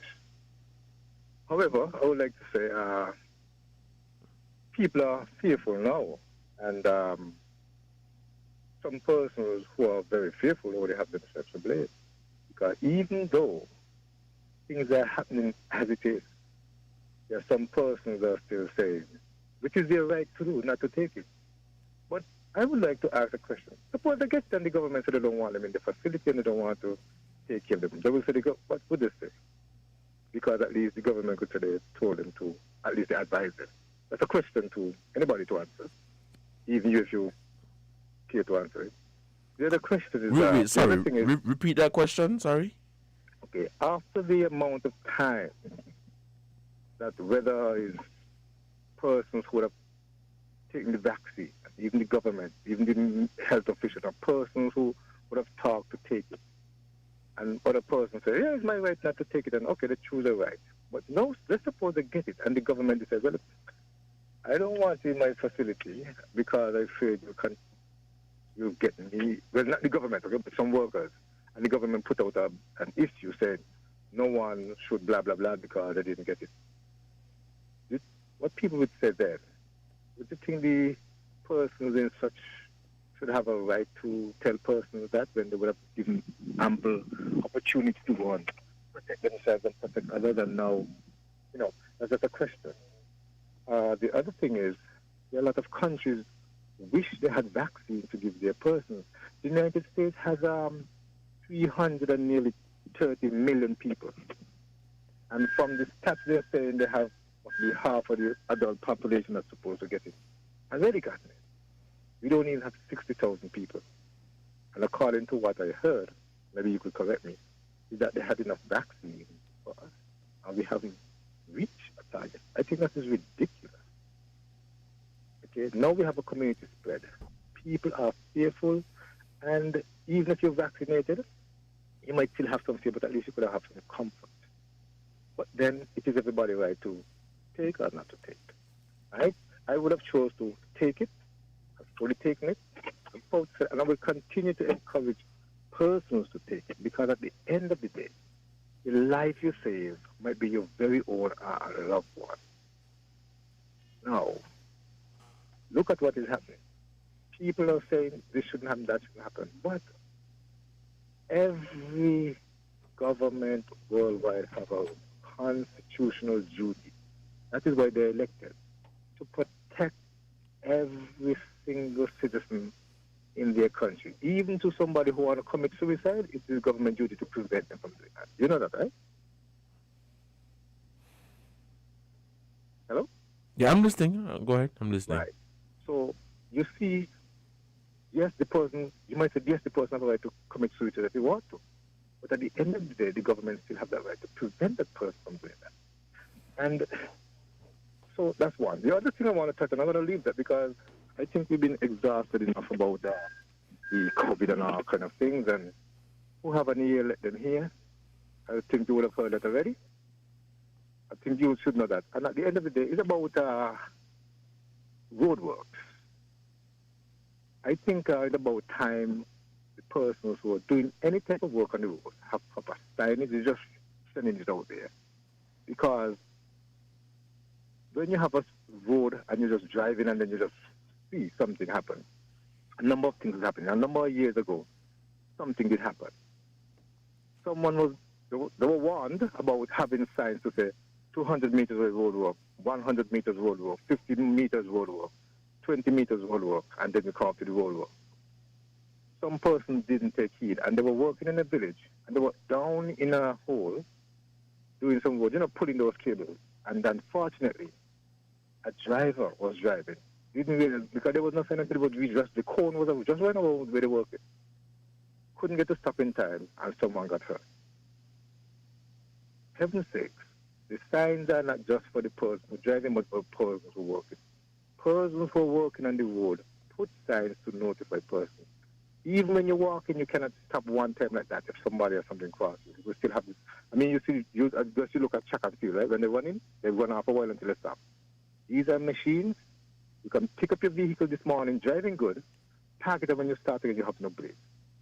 So that's another issue we just like to bring up for, just to save lives on our road. Because some person may not be thinking of these simple things. That's all I have to say, my friend.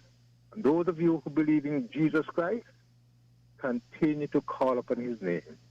Because at the end of the day, according to the scriptures, the day is going to come when there will be no more answering of any shout to ask. The scripture says also, in the last day, he who is righteous, let him be righteous still. And he who is unrighteous, let him stay that way. We have time to do that. Let us keep God first. A lot of people I know would say otherwise. But at the end of the day, just like what is happening now, until whether death or something knocking at the door, they will never remember Jesus till that time. Have a blessed one, my friend. Thank you, caller, so much for your contribution. You're listening to Voices on WinFM 98.9. With regards to your question, caller, I would say it is a fair argument, and allow me to explain. Now, if I have a car, which I don't, but if I have a car, and I have a policy that says you can't enter my vehicle until you show proof that you have been vaccinated, then that is my right, because that is my car. But the upkeep of my car is not dependent on other people, because I work and I pay the loan for the car. I make sure that the car has gas. I make sure the insurance is paid on time. And I make sure all financial obligations are met with regards to that vehicle. So I can determine whether I would want a vaccinated versus an unvaccinated individual to enter my vehicle.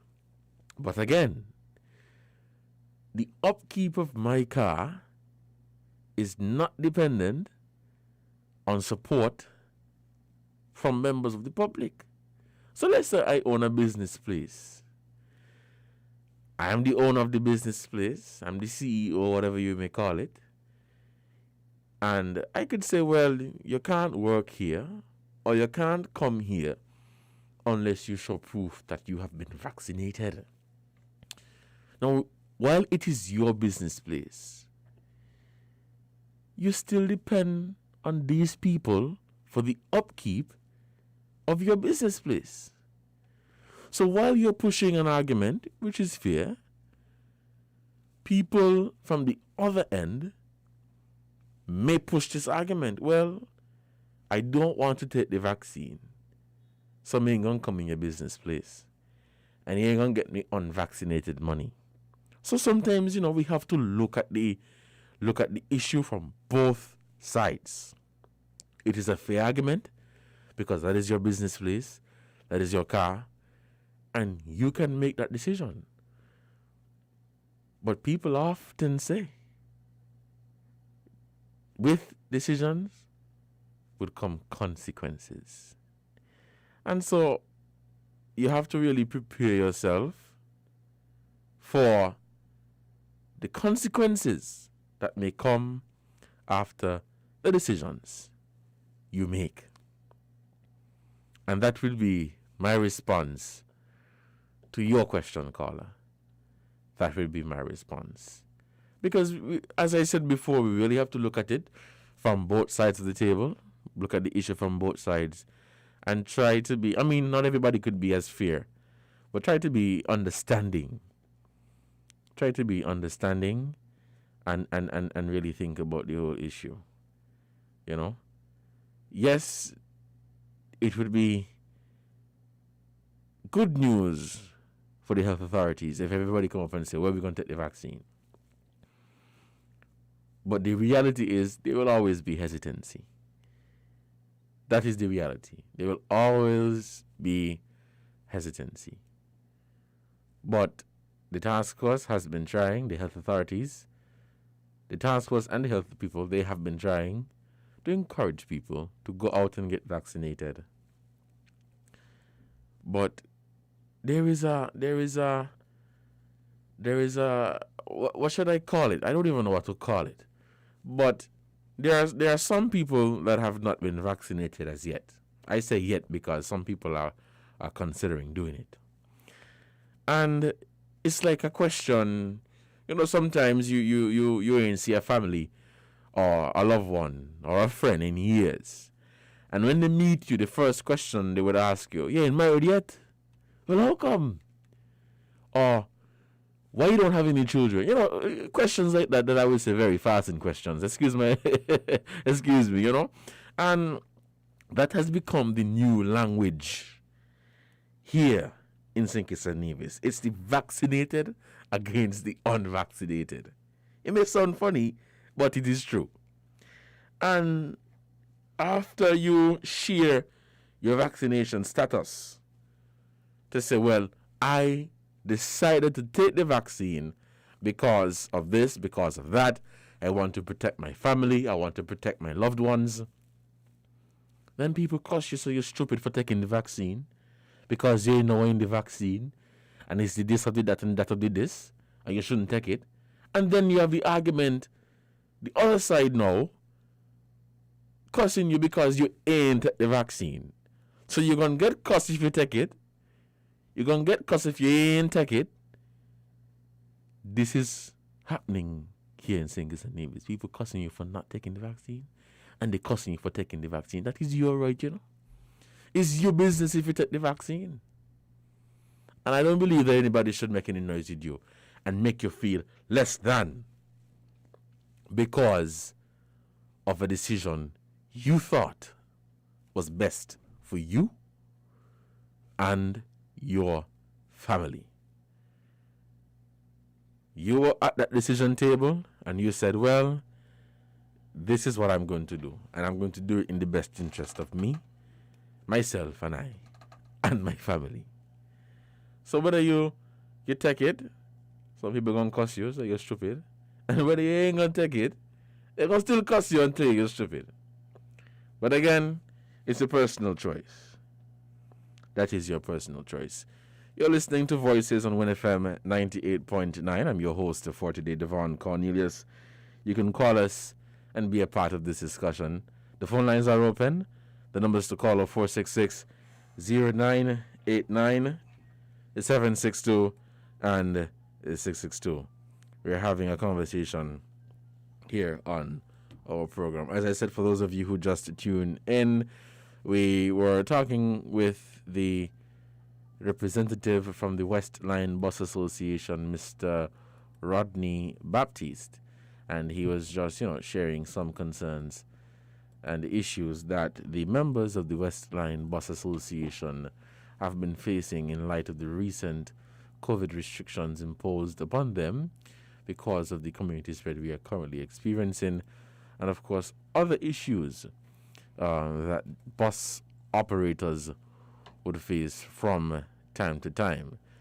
It was a very good discussion and a number of very, very, very, very interesting points were met. We're going to take a short break to say thank you to our sponsors, and when we come back, we're going to continue our program. It is just 1 1 o'clock. It is 1 o'clock. We'll take a short break and we'll be right back. Let's take this break. WINN is 98.9. 98.9 is Win FM. Run to Hosford's Furniture and Appliances in Ashley Furniture Home Store now and get a chance to win free groceries for 1 year. By popular demand, Cashback is back, but this time Cashback is back with more quality appliances, more great prices and fantastic deals, more of Hosford's fabulous FlexPay payment plan, and more free groceries. A whole year of free groceries. Come to Hosford's Furniture and Appliances in Ashley Furniture Home Store today and get absolutely free groceries with every higher purchase and a chance to win free groceries for 1 year. Great deals on furniture and appliances. Get cash back for free groceries with FlexPay higher purchase and a chance to win free groceries for 1 year with every $500 spent. All great reasons to shop at Hosford's Furniture and Appliances in Ashley Furniture Home Store this coupon season. Terms and conditions apply. See stores for details.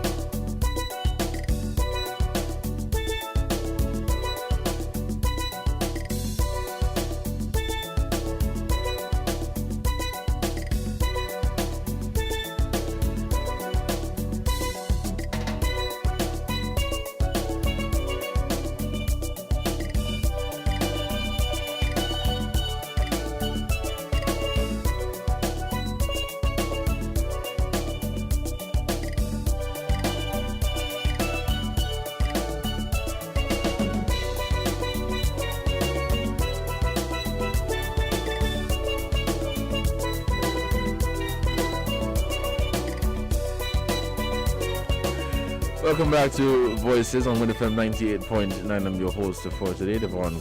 We're taking your calls. You can call us at 466-0989-762 and 662. Be a part of discussion. You know, the talk of vaccination has been here for more than a year, but you know, every day it gets more interesting. There are new developments surrounding the conversation of vaccinated versus unvaccinated. And if you there's an argument now that if you take the vaccine, your head ain't good, and if you ain't take the vaccine, your head still ain't good. So again, it's a personal choice. After you feel that you have received all the relevant information, necessary information, and you've been educated about the vaccine, then you go out and you get vaccinated. Again, it's your personal choice. It's your personal choice. I can't force you. I can't make you take it. Nobody should force you to take it. That's your personal choice. We have a call on the line. Let's take this call.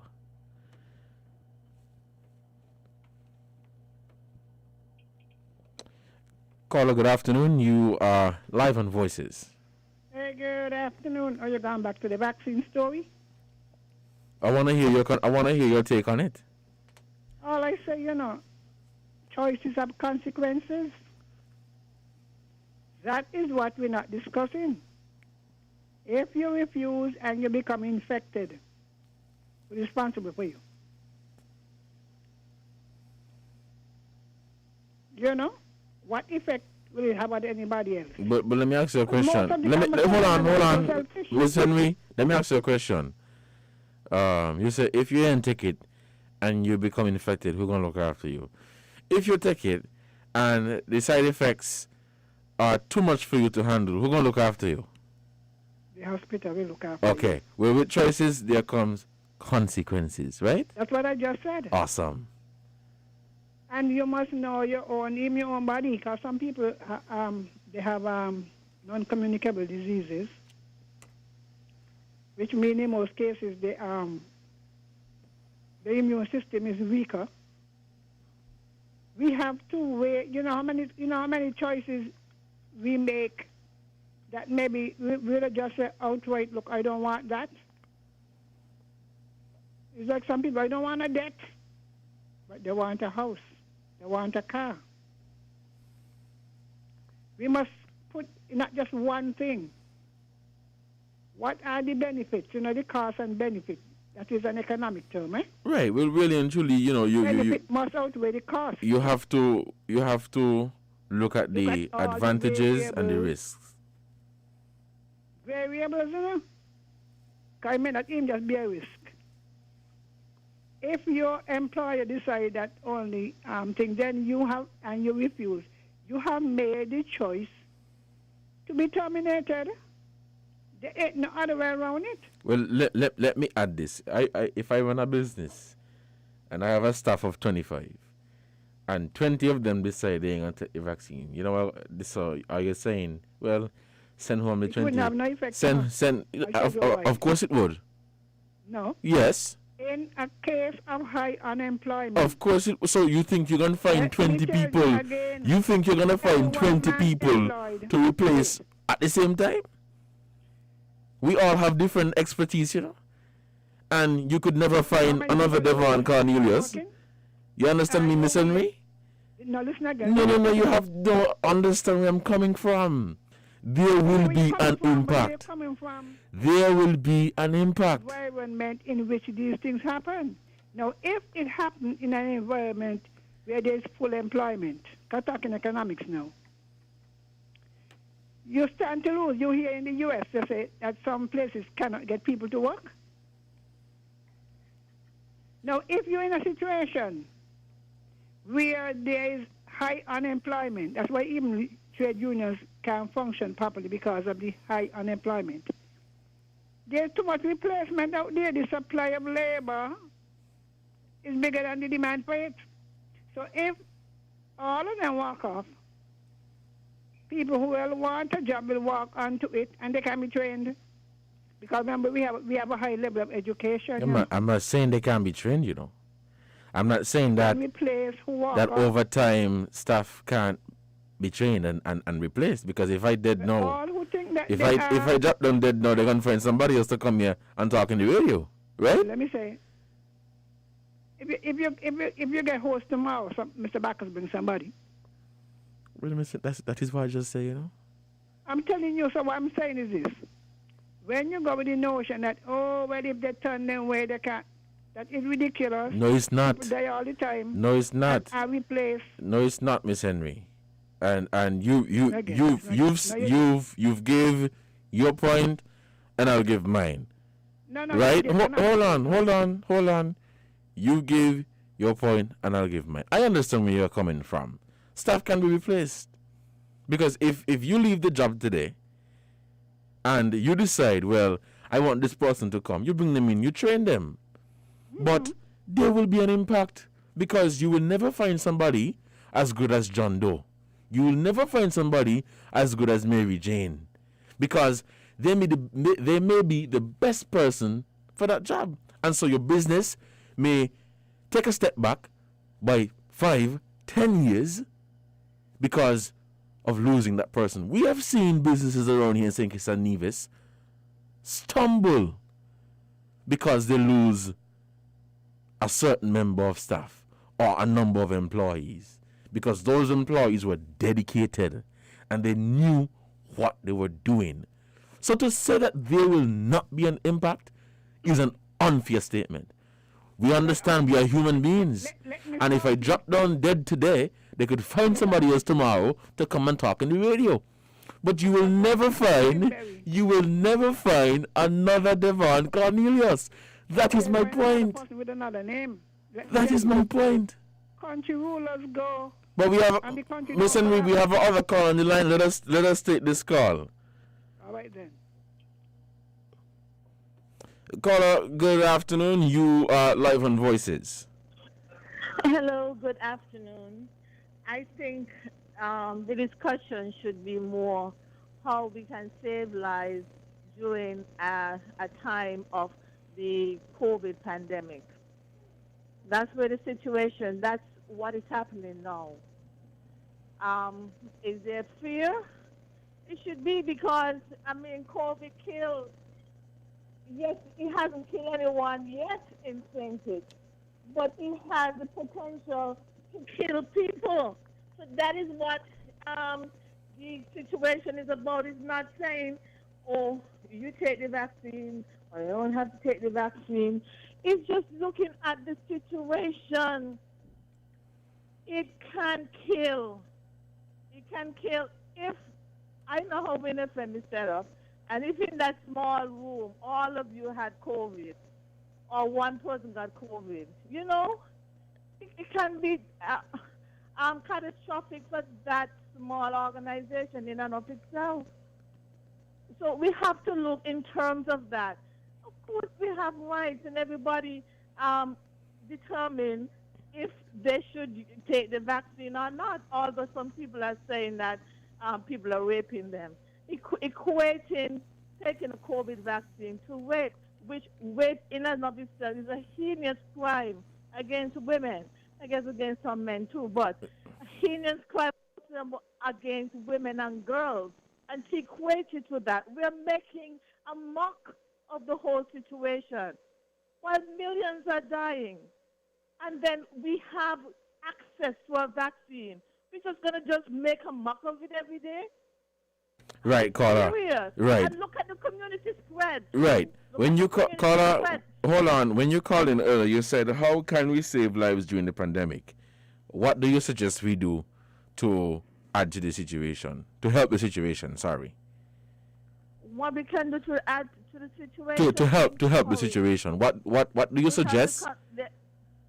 Yes, that we follow the protocols, and we encourage people to have, the science has said that if you have certain number of people to be vaccinated, that it will lower it.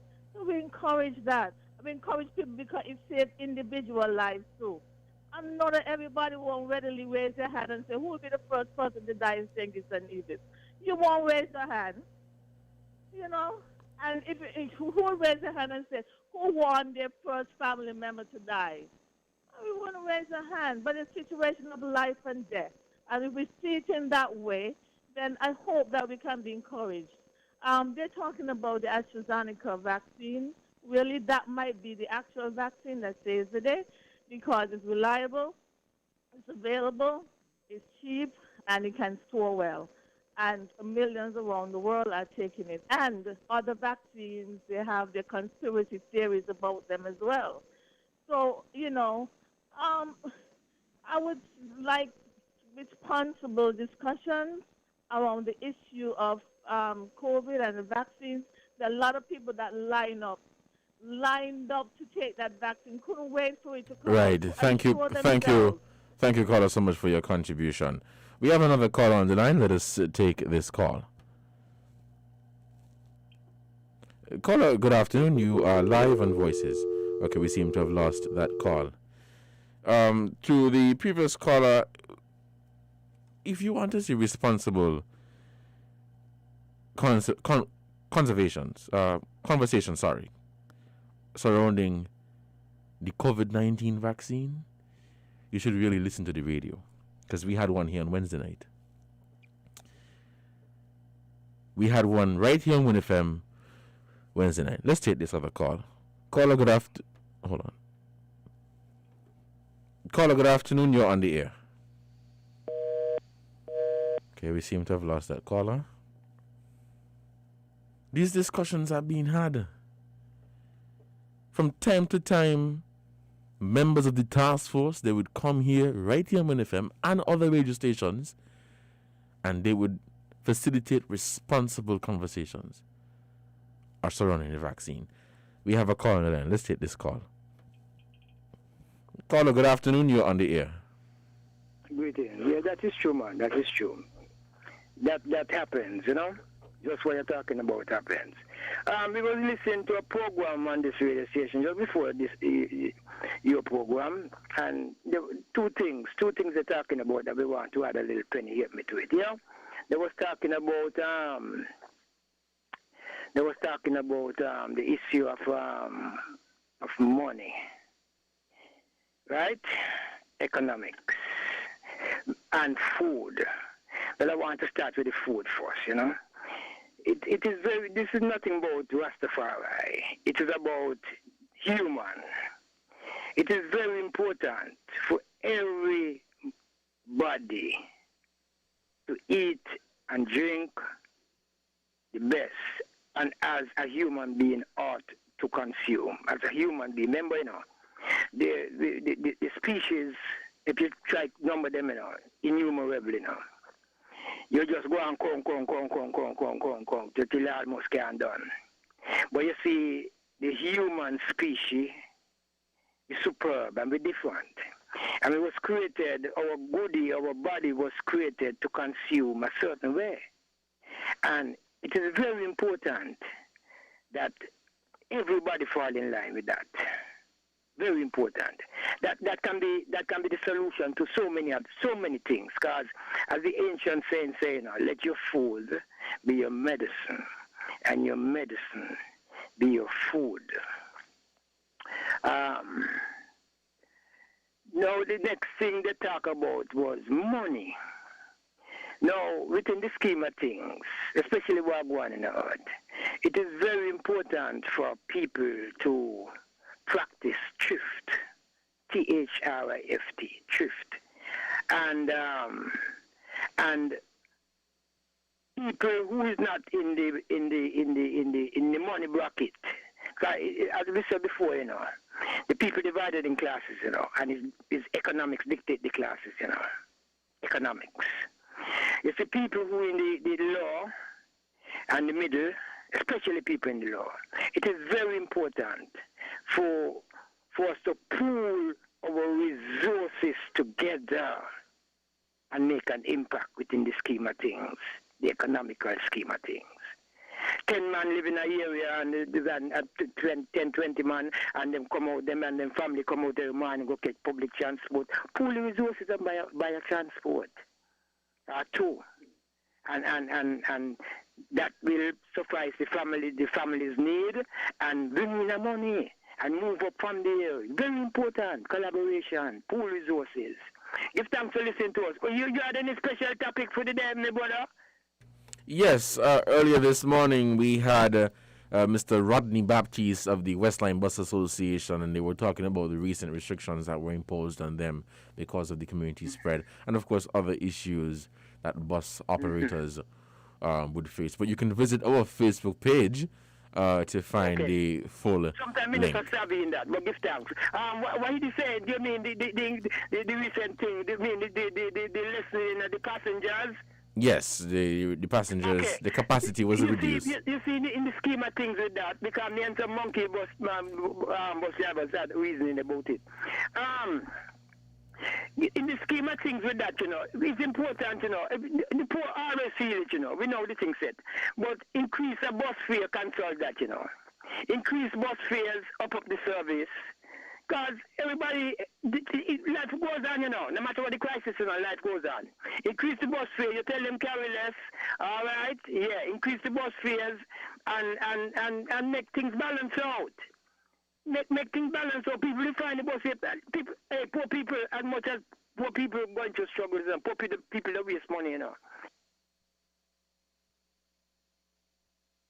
It's going to credit soon done. But money, whether they take and do foolishness, buy cigarette, buy rum, and this and that, and all kind of stupid thing, why necessary? What is not necessities? They can add on that to the bus fare. And the bus man, them can balance out things and feel good. Give thanks for listening to us. Blessed love.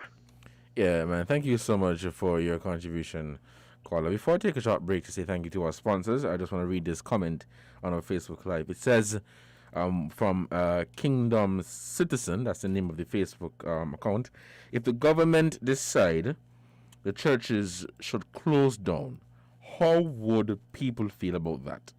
At the end of the day, everyone has something that they are not willing to compromise with because it's important to them.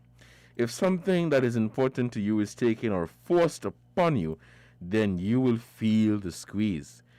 That person also said, cancer kills as well, and many persons die daily, yearly, and monthly. Why is no one advocating for a vaccine to be made for cancer? Yet this COVID thing comes up, and now the vaccine saves lives. Who are saving the lives of cancer patients? That was a comment from someone named Kingdom Citizen on Facebook. We'll take a break to say thank you to our sponsors. When we come back, we will take some more calls. You're listening to Voices on 1FM 98.9. I'm your host for today, Devonne Cornelius. Stay tuned.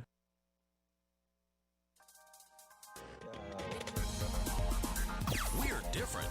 We're 98.9. 98.9. Win FM.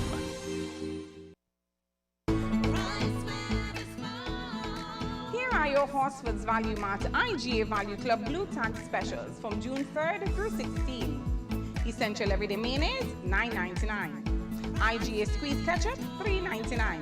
IGA or Essential Everyday Cream Cheese, $5.49. IGA Single Roll Paper Towel, $4.99. Captain Crunch Cereals, $8.99. Red Baron Pizza, $23.99 each. And now our very low weekly value deals. Langer's Juices are just $6.99. Dial Soap 3-pack, $8.99 each. Ensure and Boost Nutritional Drinks, $7.49. IGA Instant Oatmeal, $6.99. Mueller's Pastas, $4.99. Betty Crocker Cake Mix, just $5.99 each. Shop smart, shop Value Mart. Sea listo y haga sus compras aquí a Value Mart.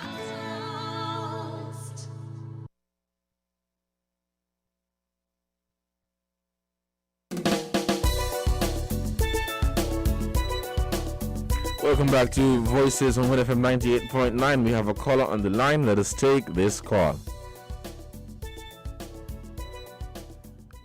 Caller, good afternoon. You are on the air. Good afternoon. I just wanted to add that regarding the bus drivers, the those who transport people, I think that something should have been worked out for them, honestly. And secondly, I still do not think that anyone should force anyone to take. So far, nobody hold anybody and take them to take any vaccine. I don't think that will happen. Some places are prone to spread the infection more than other places, and I think that should be separately considered. And apart from that, as much as possible, we encourage people to go out and be vaccinated, because you might actually save your own life by doing that. Fortunately, we don't have any deaths, but with the community spread that we are having right now, we don't know what could happen. And I don't want anyone to die. Because the person who could possibly die could be you. So protect yourself, protect others. Bye. Thank you, caller, so much for your contribution. You're listening to Voices on 1FM 98.9. We are winding down. It is 1:27. It is 1:27. Man, the time does go by so fast. We'll wrap up our program at 1:30. Let's take this last call, and we'll say goodbye.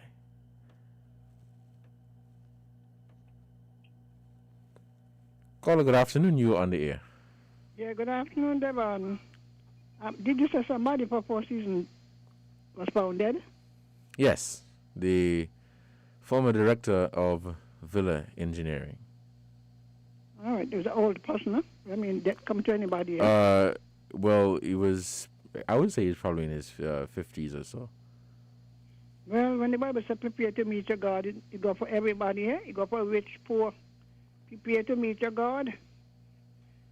Now, you hear many people saying, oh, I'm waiting for the Cuban vaccine.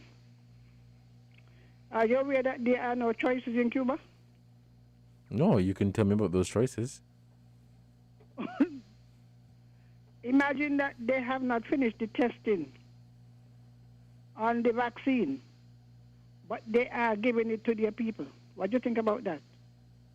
Have you heard this in the news, eh? No, so that is why I'm asking you to tell me about some of the choices that they have in Cuba. Yeah, that's what I'm telling you. Imagine that they have not finished the testing, but yet, because there's an outbreak, they are giving it to their people. You think Russia and China have choices? So sometimes when people are asking, I want the Cuban one, have you heard of any of the side effects of it? Because they have given the side effects of the others, eh? Have you heard of any stated side effects of the Cuban vaccine? Because there are more than one. Have you heard? I want you to check it out for me.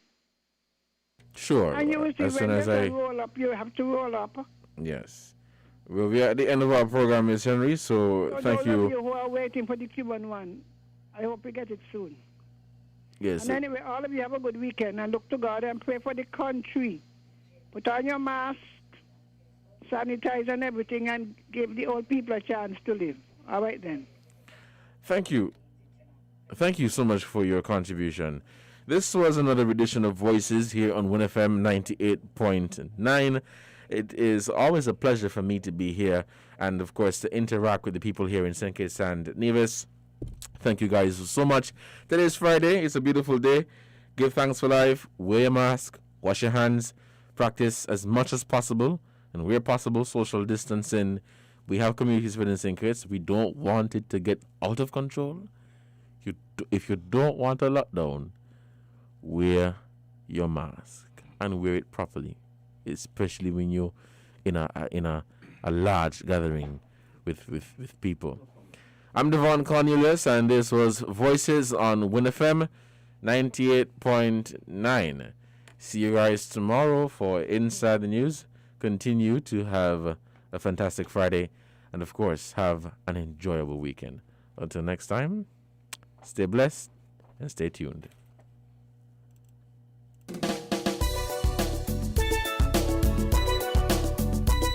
Run to Hosford's Furniture and Appliances in Ashley Furniture Home Store now and get a chance to win free groceries